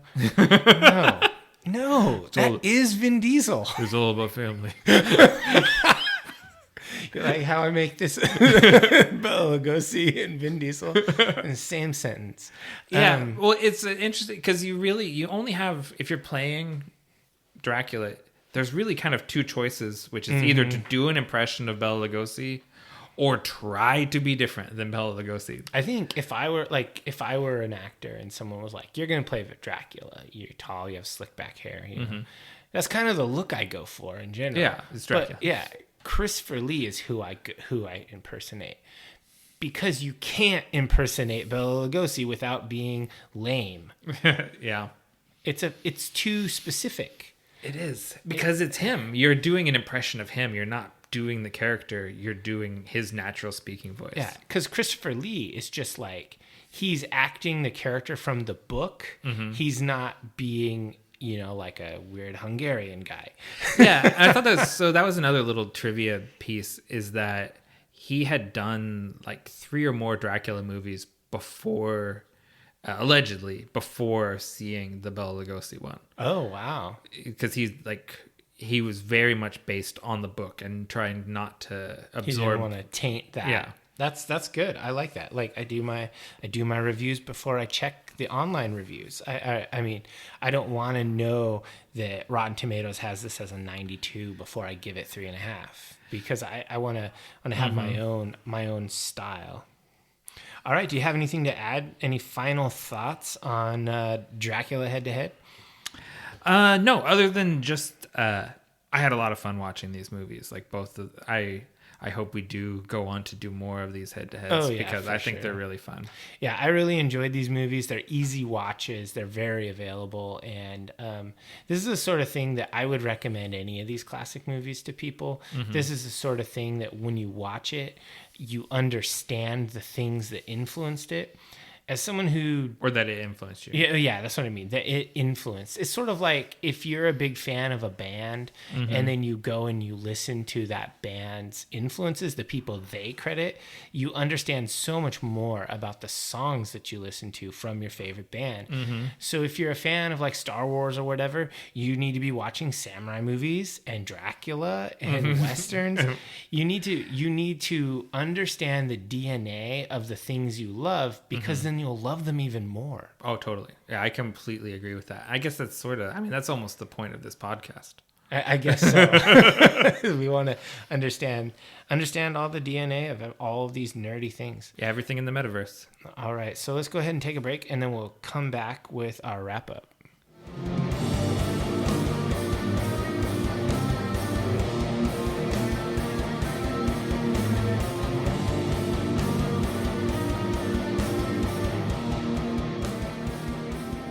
All right, welcome back, divers. It's our final segment, the one where I asked Dave, what are you into right now? All right, well, I wanted to reprise the old what are you streaming right now, because that's really what I've been doing a lot. So I want to talk about the show The Expanse. So this is a show that there's a lot of buzz around on the internet. Everyone loves this show. Yeah, so I watched season 1 a while ago, mm-hmm. and I didn't love it. Oh, okay. I thought the acting was a little stiff from the lead character, the captain of the ship, and I was just like, I don't really like any of these people. It's an interesting world, it's an interesting setting, but I don't love it. But then I got to talking with some of my friends, my nerds online, who are all, they just love the show. And certain characters, they're just like, oh my God, I love this character so much. And I was like, I just don't see it. And, I talked to them, and they're like, well, you got to watch more, because... Did you watch the whole first season? Yeah. Okay. And it was just getting warmed up. We're in season 5 now. It's just dropping, and it's great. And so I was like, all right. So I watched more, and now I'm almost caught up. There's like 1 or 2 episodes I haven't watched. I'll probably watch them tonight. And honestly, it's great. It's so good as it gets going. Mm-hmm. And there's a lot to love about the show. One of the big things is that it's kind of a hard-ish sci-fi, right? In that, like, the spaceships make sense. They don't, they're a logical, because these spaceships mostly they do land on planets, so they're mm-hmm. sort of generally rocket shaped. The thruster on one side, sort of cylindrical. They address the issue of gravity on a nearly constant basis. Like, if they're in space on one of their ships, they're walking with mag boots. You hear the clinking as they're walking. When power goes out or whatever, and people just start floating away, mm-hmm. It's pretty cool when it has those elements. The other thing about, being sort of, I guess, real life-ish in their space tech is that the weaponry makes sense. We don't have random laser things and all this stuff. They have like missiles. They have, there are some, energy-based things, but it's primarily things that you would think would be on, like a weapon of war, like missiles. There's projectile weapons like machine gun things that shoot explosive rounds. It is sci-fi, Yeah. And then there's also like relatable politics. Like it's all space stuff in the solar system. So there's no like insane like galaxies far away. It's all here. Yeah. The Earth is run by the UN. The Secretary General is the main person of Earth.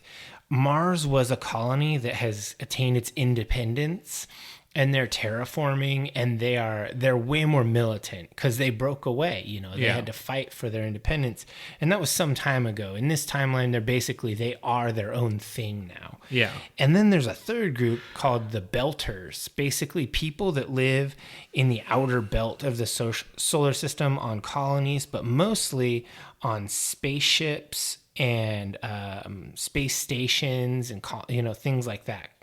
So there's kind of like almost three factions in the series, and the main ship that they follow and the crew is a stolen ship or legally salvaged, is what they say. But of course, Mars doesn't like that because it's an actual Martian gunship, and so it's a really cool show.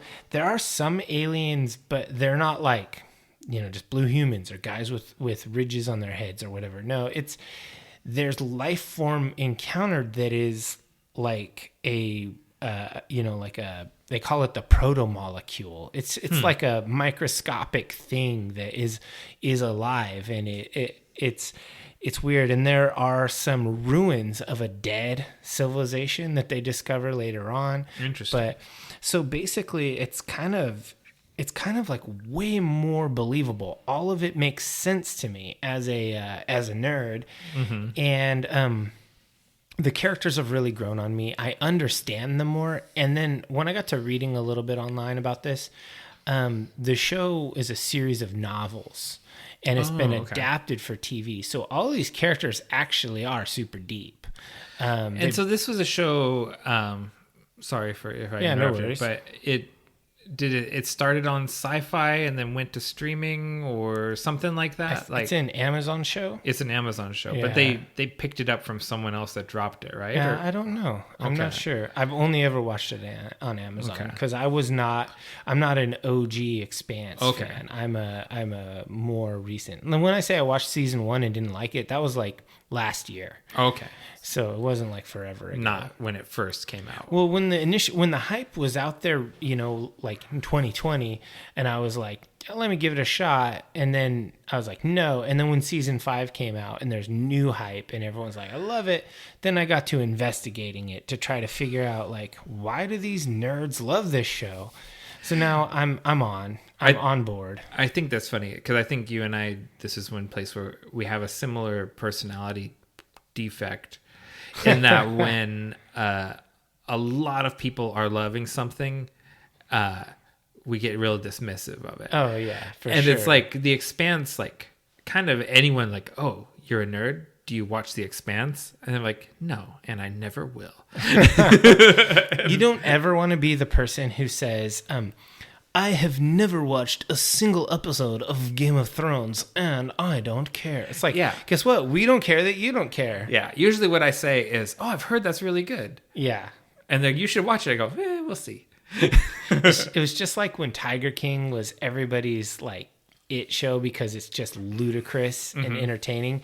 When you'd see people posting on Facebook like, I don't watch Tiger King, I'm too classy and sophisticated to watch such trash. It's like, shut up, you don't get meme culture at all. Well, the thing about Tiger King was many of us that aren't in food service were told to stay home from our jobs, and it was just, you're like, well, I guess I have to watch this, and have all the time in the world. And then you're like, well, I watched it all in 2.5 days. I haven't bathed. I guess it was good. Like, I just dedicated my life to watching this whole show. Yeah. Yeah. No regrets.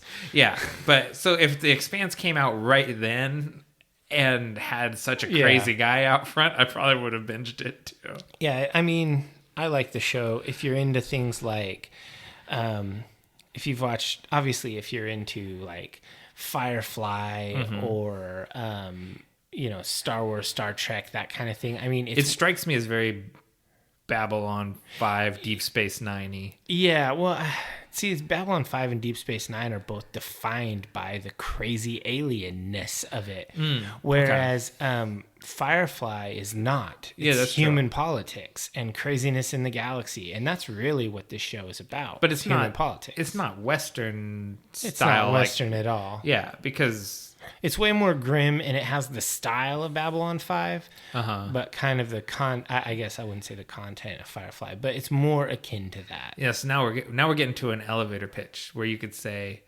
it's the politics of Firefly in the setting of Babylon 5 or something like that. I would say something like, imagine Firefly was a lot more of a hard sci-fi, and it had a grittier, way more political element, and the plots were solar system spanning rather than half-inch deep Joss Whedon trash. How do they cover this much space? Like, because you say like it's not intersystem traveling; it's all in the solar system. But you still, God, what they call it? It's a something drive. Like they actually, there's a speech given in the 5th season by a Martian general who's talking at a military college, and he says basically like there are moments in human history where everything changed, and he talks about the invention of the sailing ship and and then he goes forward and he says like Earth leaving humans leaving Earth and colonizing the moon, and then the invention of the X drive, whatever it is, that makes it possible to get to Mars quickly. And then he says, and then Mars leaving Earth is another moment in human history. So they have some sort of drive. Man, all the nerds, tweet at me, guys. There's a drive that lets them go very fast. It's not like a warp drive. It's not a light speed drive. So it's sub light speed. Yeah, it's a very fast drive. But it makes sense in I don't know why I context. cared about that, but that's just what it just occurred to me. It's like, we're not leaving the solar system, but that's still very far. But why? Yeah, it is really far. Like when you think about like SpaceX's plans to go to Mars, it's years and years to get there. It's insane. All right, so what about you? What are you into right now? So I've talked about this a couple times before. The last time I mentioned it, we ended up losing that whole episode. So don't say it then. But I wanted to get back to something where I said I recently re-enrolled in Marvel Unlimited, and I've been doing a full read through of all of Jonathan Hickman's bibliography, like everything that he's written. Wow. What's he famous for us non-comic nerds? So right now he holds the title at Marvel, Head of X. He runs the whole X-Men line. Okay. He writes the main book, but he's sort of pulling the strings on a pretty sprawling line of comics. He's the architect for all of it. Yeah, he's just not writing the individual series, but he sort of has places where the characters need to be, and they're all touching each other. But I'm right. That's pretty cool. I'm kind of in the first. I imagine just because I've become acquainted with his pacing, I'm in the first quarter of his X-Men epic that he's crafting right now. But I completed really from 2008 to 2016, so 8 years worth of comics that he wrote, sprawling over mini series, telling what ended up being quite an interconnected story about the Marvel multiverse and sort of the origins of the Marvel universe, and kind of all across timelines to like far into the future. and where things like the threads keep reconnecting with each other. Like, and it's like, oh, that thing I thought maybe that was the story that didn't count. That finally came and paid off on something years later. Like he's got a conspiracy theorist yarn board of plots that string between different titles. Well, that's pretty cool. But basically, like, if you were to start with his book Shield, which is about the origins of, you know, what we know is like an espionage unit or whatever agency. Mm-hmm. He goes back to ancient Egypt with what the origin of Shield is, and through the Renaissance and up into the Cold War, like kind of plots this whole thing out from Shield to Secret Wars, which was kind of like the culmination, the collapse of the multiverse, and then the rebuilding of the multiverse. It's hard to like put this all together. Basically, I would tell you to read Shield, and if that story appealed to you at all, read everything. Okay. But it's like Leonardo da Vinci and Nikola Tesla and Howard Stark, and it's a multiverse spanning crunchy sci-fi with lots of charts and many charts and graphs, invented languages, like Tolkien-esque invented languages with alphabets. Wow, this guy's a nerd. Oh, it's deep nerd shit. There's at least, he's invented at least 3 languages that have their own like glyphs and everything. And I mean, I'm sure there's someone that can read this stuff. I always kind of just go like, if someone's speaking in one of his invented languages, I'm like, just skip it. Alien language. You don't get out your decoder ring, and I don't have time for that. I don't. I bet you there's an app where you can just I could Google Translate it. Yeah. But I'm reading it on my phone, because that's the other thing that I've started doing is I've gone fully over to reading comics on my phone. Like, I still buy some comics, but I'm reading way more on my phone. Dark side, right? And I don't like, I gave up and I went to panel too, like where it's because it's really hard to read a full comic book page. You need a tablet for that. Yeah, which we bought a new tablet and it looks gorgeous on that. Nice. But yeah, I've gone all the way over. Like I'm very much in the mode of reading comics on my phone now, which I really was resistant to. Like, it's like, oh, I like paper. It's like, I don't like paper. Actually, I don't like leaving my fingerprints on it. Like, I'm always feeling bad about my greasy fingers touching the page, but I can wipe off my phone. Phone is disgusting, and we like it that way. Yeah, we're used to that. Anyways, I did a terrible job of recommending this to you because it's so. I'm definitely not going to check it out. It is so many different books, but it has been a very good read. Like, So what's the cost on getting that Shield thing? Just to like to buy like just the collection? Yeah. Probably like $15. Okay, that's not bad. Yeah. What's the cost on the Marvel Unlimited? I signed up on Black Friday, so I got some sort of deal for the whole year. Sure. But it's a year in advance? Mm-hmm. Are you sure you're going to like it for a year? I've only been reading Marvel comics since I was like 8 years old. Oh, but, yeah. It's not going to stick with it, Nikki. Yeah, I don't, off the top of my head, I don't recall what the monthly cost is. I bet it's around $7. Yeah, I would say it's like probably like $7.99 to $12.99. That seems a sweet spot for subscriptions. It's not that high. It's definitely not over 10 a month. Oh, okay. Yeah, and if you buy the whole year, and why it's should very I cheap. get that one instead of Comixology or something that's more meta of different companies? If I was you, I wouldn't. Okay. If I was you, I would do the Comixology premium. You can read all the Marvel stuff you want to on Comixology. Okay. Can you read the Shield thing? Yeah, for sure. Oh man, maybe I'll do that. You I do should. have an old ass tablet that's like a 6-year-old iPad. It will do comics just fine. Yeah, but it might not do the apps. Oh, that's because sometimes true. those apps are like, you don't have a new enough OS for that. Oh, yeah, that's true. Maybe I'll just try to reset it and see how that works for some comic books. I guess I should have just recommended Shield. I shouldn't have given people so much to chew on. That's the thing about you comic nerds. You're like, I want check you to this read. out. I have a long box filled with junk. 3 issues are good. I want you to read 8 years worth of interconnected comic books. No, read Shield by Jonathan Hickman. Oh, okay. And then I'll give you further recommendations when you finish it. That seems easy enough. Yeah. All right. Well, that sounds cool. I mean, you like comics, so that does not surprise me. This is only the second time I've done a comic from what I'm into, though. Oh man, I know I've done streaming things multiple times. Yeah. But I don't know. I could have done the books. I've started a new book series, but maybe that'll be next time. Yeah, save next it. time. All right. So how about I give us a call to action? Please do. So subscribe to us on your favorite podcatcher and rate us generously. A 5-star review costs you nothing, but means everything to us. If you don't know how to rate us, listen to the last episode. We talk about it. Yes, please rate us on Apple Podcasts and Podcatcher and Pod Addict and all of those things. Whatever it is, go up to the right-hand corner and click the part that says rate and review, and do both, please. That'd be great. You can find us all across the metaverse on all social media platforms as Deep Dive the Meta. We are on Twitter, which is Dave's preferred, Instagram, which is mine, but we're also on Pinterest, which no one likes, although they should. Well, I guess this is really goodbye. Don't say goodbye. Say good journey.